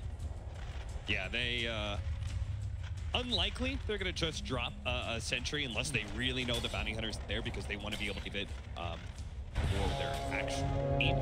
I was trying to figure out where they put Sumail here, because I do think they need to enable the Sumail puck as much as possible. Having a lead on this hero makes you a threat against the Phantom Lancer and the Death Prophet, where alternatively, if you have a bad start to the game, your damage is so pitiful that you actually are just kind of ignored by both of those heroes, and you oftentimes just get gobbled up, whether it's the Diffuse Blade, whether it be, you know, silenced by the Death Prophet or just Static Storm by Disruptor. It could be a very rough game if you don't get those early. Straight away, Misery will be placed down by Kaka. The lanes that we are going to be settling with, we see, is the predicted by the panel, that aggressive tri-lane. Up against SCCC, Kaka is there as well. In fact, the Spirit Siphon going to interfere quite a bit. Should be fine. Get a decent Dire's middle tower is under attack. CCC, all he can really do there is chase and siphon. It's a classic lane. The drain on drain action. You're getting one to throw a Spirit Siphon, the other to throw a Static Link. Oh, Sumail. Could be fine there, but only Jets. They're going down to 20 HP. Just trade a lot of damage back in response. Look at him chase down Mugi. He nearly gets it there. One more. He'll kill him with the Spirit. Two more punch. Oh. Yeah, and Spirit. Not enough. It's not enough. Oh, it was close though. He'll turn towards FaZe, start chunking into the Disruptor instead, though. But you can see the power of the Elder Titan just pretty much single-handed beating two heroes at that bottom lane. Now, Owen, you and I both casted the Elder Titan that looked very lost yesterday. Yes, where, the King Wing. yeah, because it was just a laning phase that he couldn't really win here, and he couldn't rotate at all. Here, Crit absolutely can do a lot as the Elder Titan, because he can pull it back the Phantom Lancer Disruptor and win the lane for the puck. Kaka has come down now. That causes a bit of an issue for Crit. Crit will be chased down. Will be fine though. Does manage to keep himself alive, but Newbee's trying to at least match that dual lane with their own aggression, bringing down here to help out the Disruptor, sort of make space for Mugi's PL. I don't know, Owen, I'm beginning that bad feeling in my stomach here. You just can't win all three lanes in this patch, right? It's just like, it just shouldn't happen, because you're just put at such a disadvantage going into the team fights. You just stop most of the time, so you very rarely see that a team is able to win all three lanes, but now EG is kind of doing it. Sumail's doing quite well in and this is the toughest lane for them so far. Kaka was there waiting for Sumail post-ult, but Sumail will be fine as he is able to get himself the full length away from the rest of Newbee. But you're right, in terms of CS, damage is certainly being done in these early couple of waves by EG. The upside is Phantom Lancer will probably still get okay CS as the lane continues, and Death Prophet should probably get pretty well. Well, getting aggressive again this time. Could be in a bit more trouble, Kaka. Look at the hunt down to Sumail. He's overstaying the mark there, gets punished. Newbee find themselves first, but on this bottom lane. Got to hold back from those sort of aggressive plays. Kaka was still down there. Sentry hasn't now been popped down, so they'll be a little more prepared for these sort of movements. As he stays down here, this lane is always going to be tricky for Sumail. Thing is that he comes right back, and Mugi's low and has no mana left. So now Sumail can play really aggressively. It's tough that he died, at least for him anyway. It was pretty fortunate that Mugi got the lance in just before he jumped straight into phase shift as well. Top lane, do the reflection slow onto K. And the brain stat. And ooh, not quite enough. Jeez, Newbee are getting pretty lucky here. They've got twice now. The girls just walked away with less than 10 HP. Yeah, it's got to getting dove upon it, but SCC's tanking up the tower. SCC ain't going to win that matchup.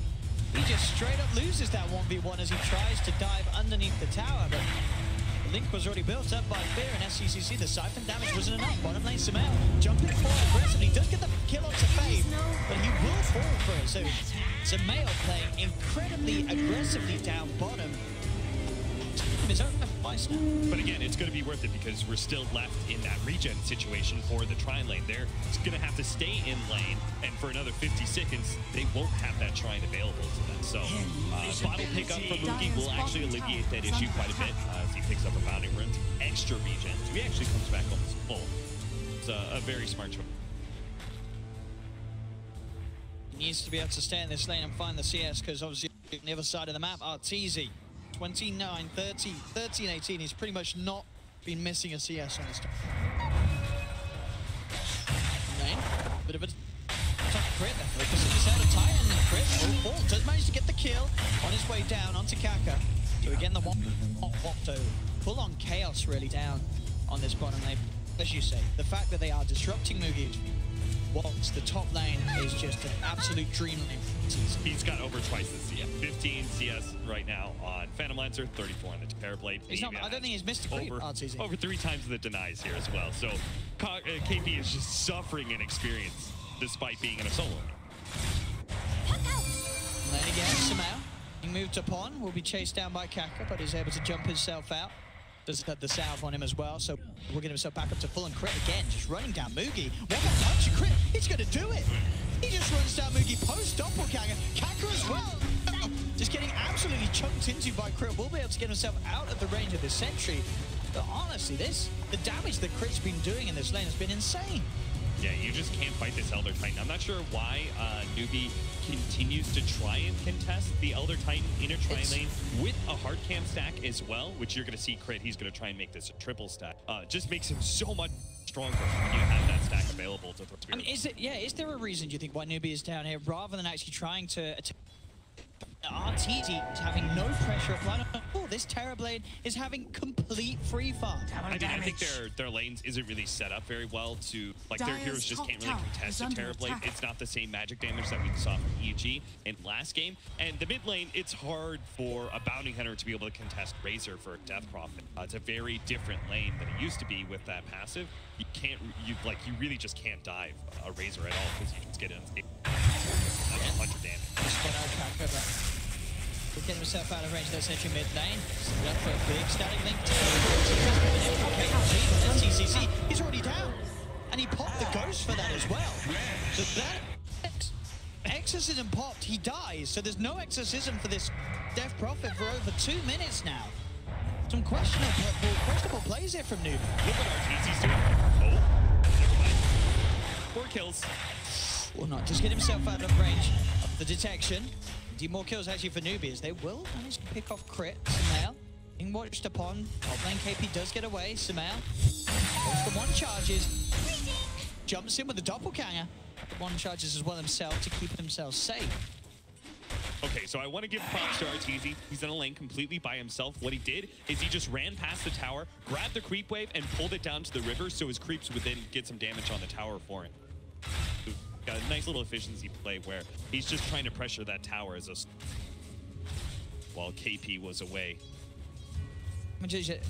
Look at the level difference because of the denies and such. Level 7 on a Terrorblade, level 4 on your core Sand King. What happens? You have 33 denies on you. Poor KP is just getting nothing with the Storm. Absolutely beasting it in this top lane.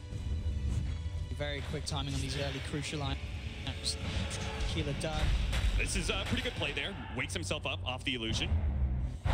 Chase down a Misery. Misery will be fine that. He will be able to find himself. Mid lane as well has the CS going Fear with the lead.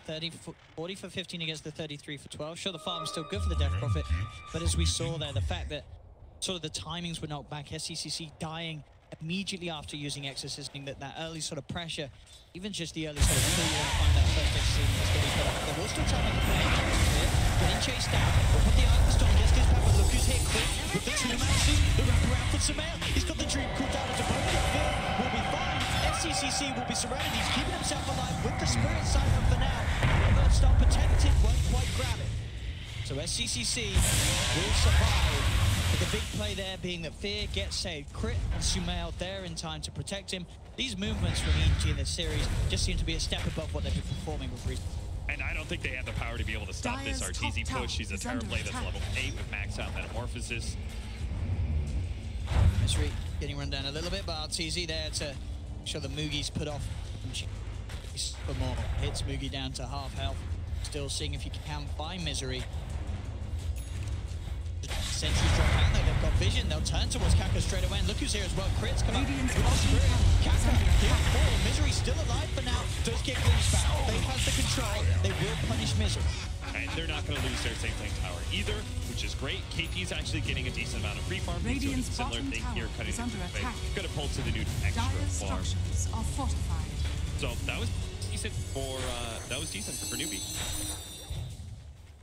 Unfortunately, they're going to need a lot more plays here. They need a successful use of Exorcism. I'm not sure where SEC is going to be heading to, where he's going to make his push come in. So I'm not being phased at all by these PL illusions with the high amount of armor he has. Grab for the Dragon Lance to be complete.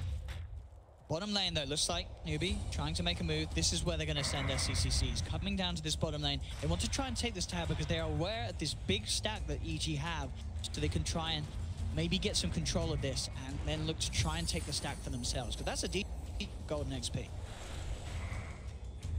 That being said, they do have really good Elder Titan. It's got hitting over 250.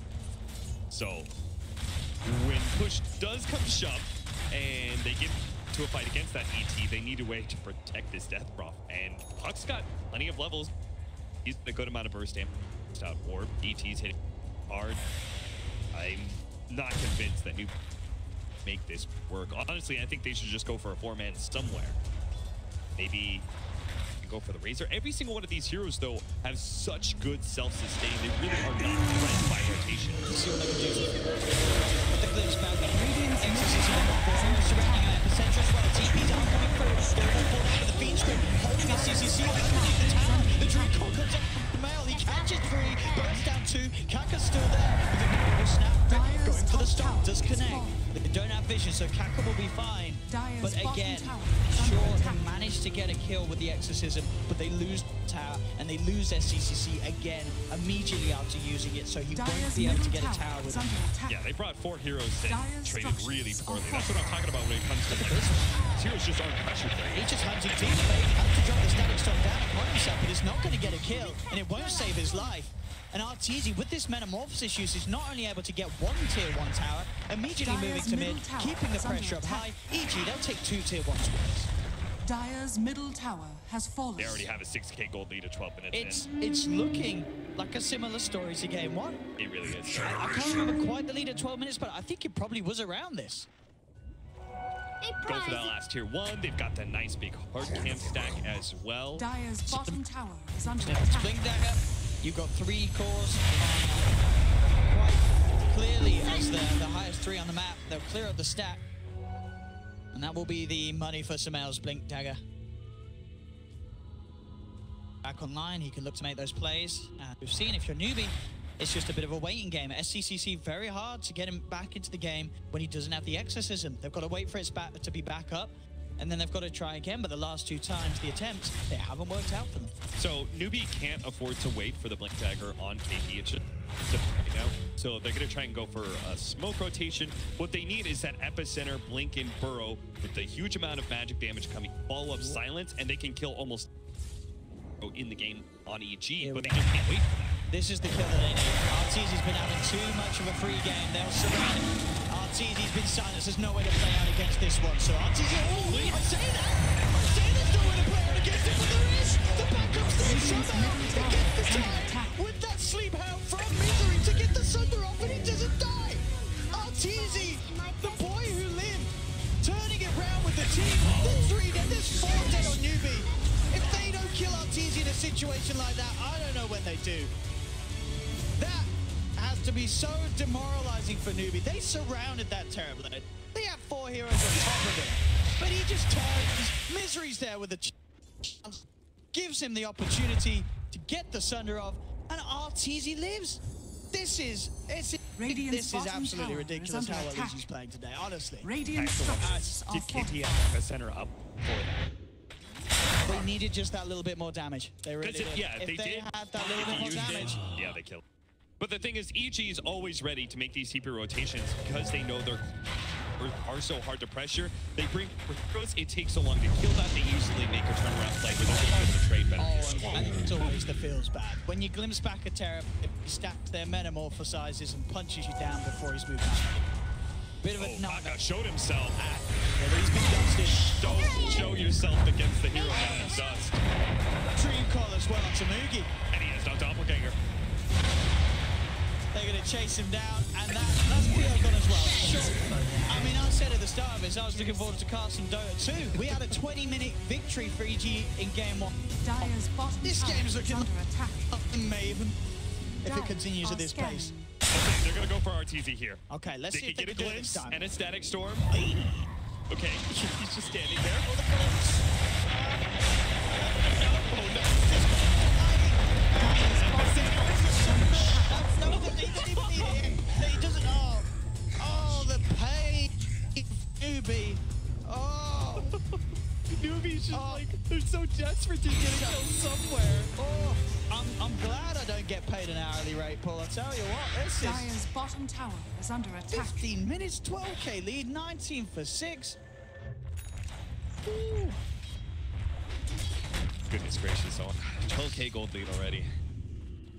What was the game timer? It was 20 minutes. It was 20 minutes and 12 seconds. It was pretty much 20 minutes. Yeah, 20 minutes, 12 seconds. Pretty much the most. Let's see what we got here.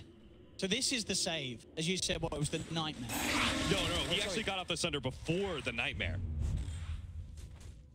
The nightmare almost screwed him, actually. if he got nightmare there, midway through Sunder reaction, RTZ would have been so mad. Oh, you're right, actually. Furious. But yeah, they just don't have the levels. It was a level 1 silence, so just didn't last long enough. Dire's middle tower is under attack. Okay, so if you're Newbee right now, you're building up on the diffuser blade. You're playing in the next major next week, so that's good. Radiant's bottom tower is under attack. Radiant's bottom tower has fallen. Playing like that. Relax, guys. We won Genting. To mid lane, jump in. Stomp onto 2. Not going to follow through, but it does spooks Newbee. Dire's structures are fortified. Manta style finish for RTZ, 16 minutes in. Just a casual tank in at worth. Listen, you've got the comeback mechanic for Newbee, all right? EG's up by 11k gold, and they've got a bounty hunter, so any trap kill is going to be worth so much.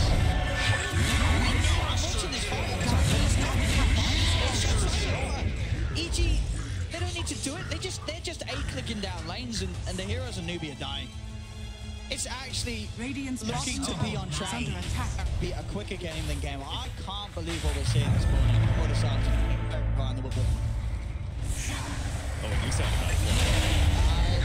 Dire's top tower has fallen. I can't imagine much is going on.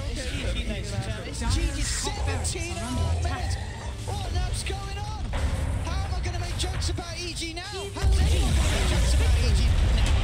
They just absolutely destroyed it. Look at the smiles on the I mean, just beaten down. One of, if not.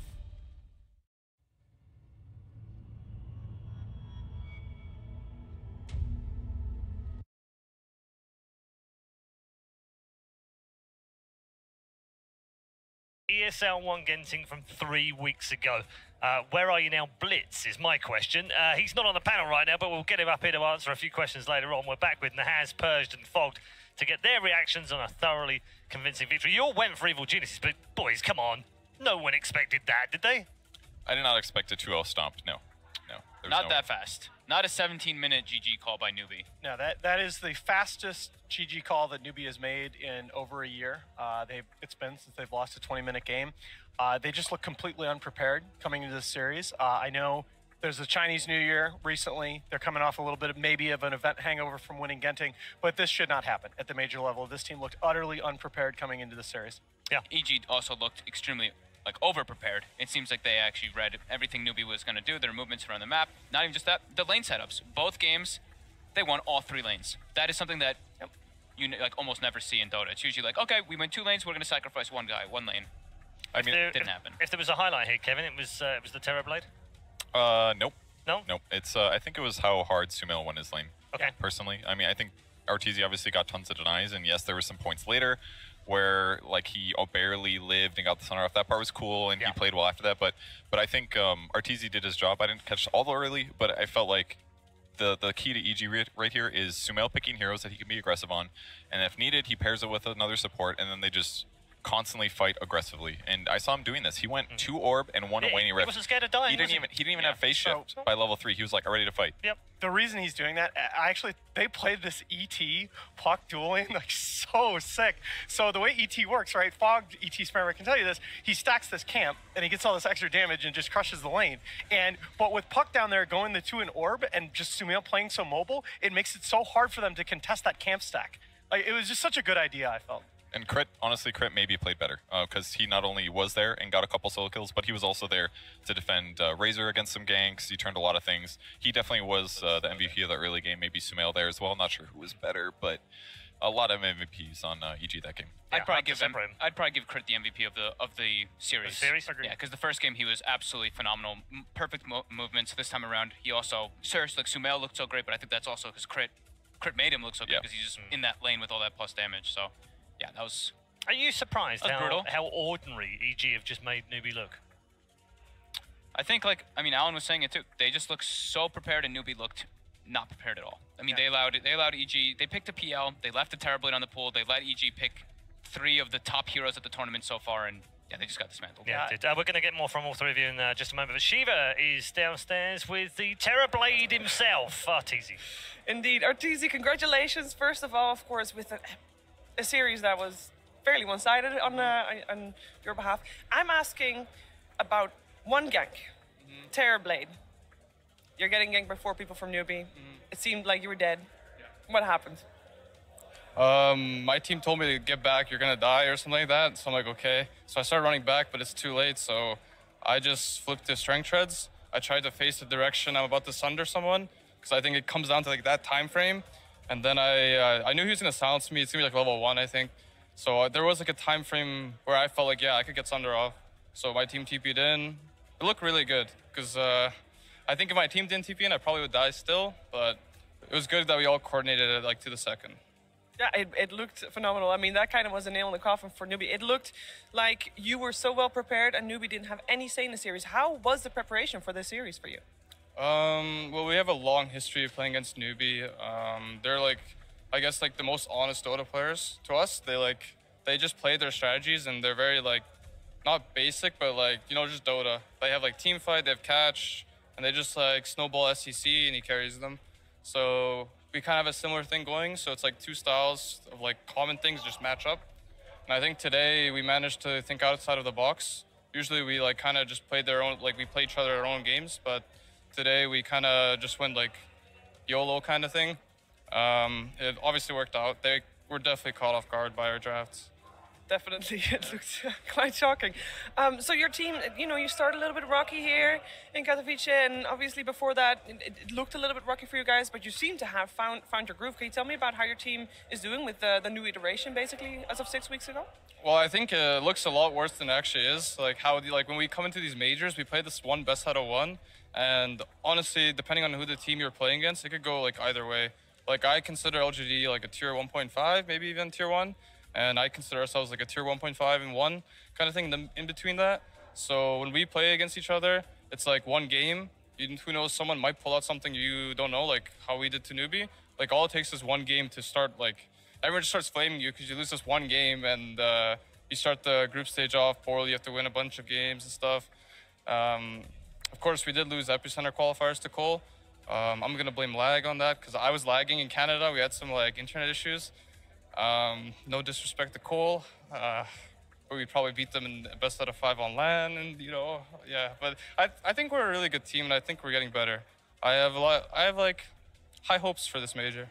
All right, well, definitely is looking good. Thank you for taking the time to talk to me. Paul, it's back to you. Thanks very much, Sheila. Yes, thanks to Arteezy as well. A few little cheeky jibes in the middle of that one, all in good fun, I'm sure. Gents, we'll wrap up on this particular series. He said, you know, they're getting better. They are getting better, and the results are starting to prove it as well.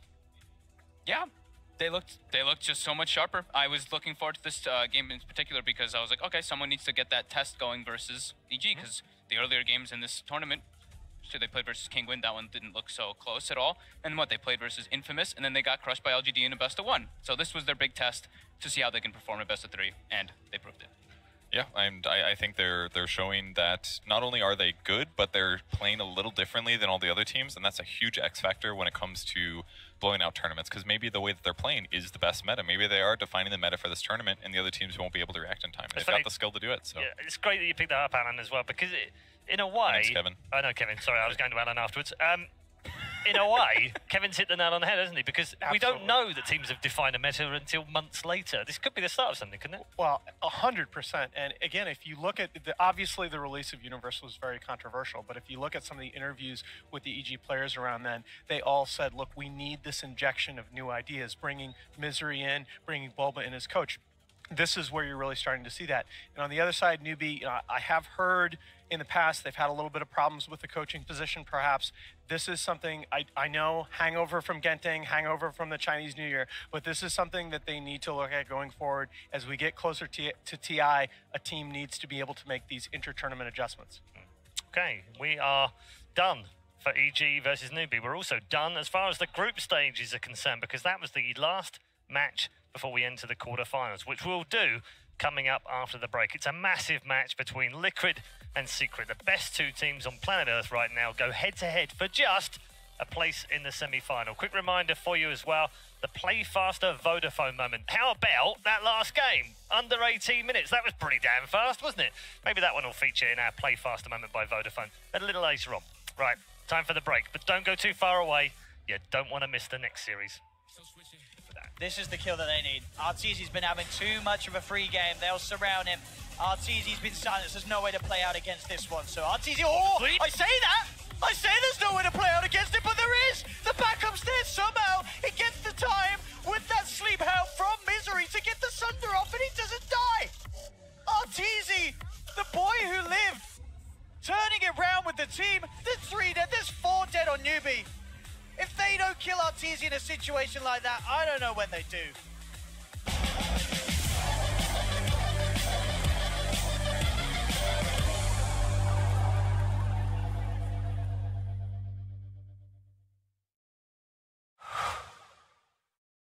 I do. I want to get in there. Wow, I'm not dead. Are you dead? Yeah, I'm dead. Never, dude! Dude, look at that macro pyre, dude. Oh my god.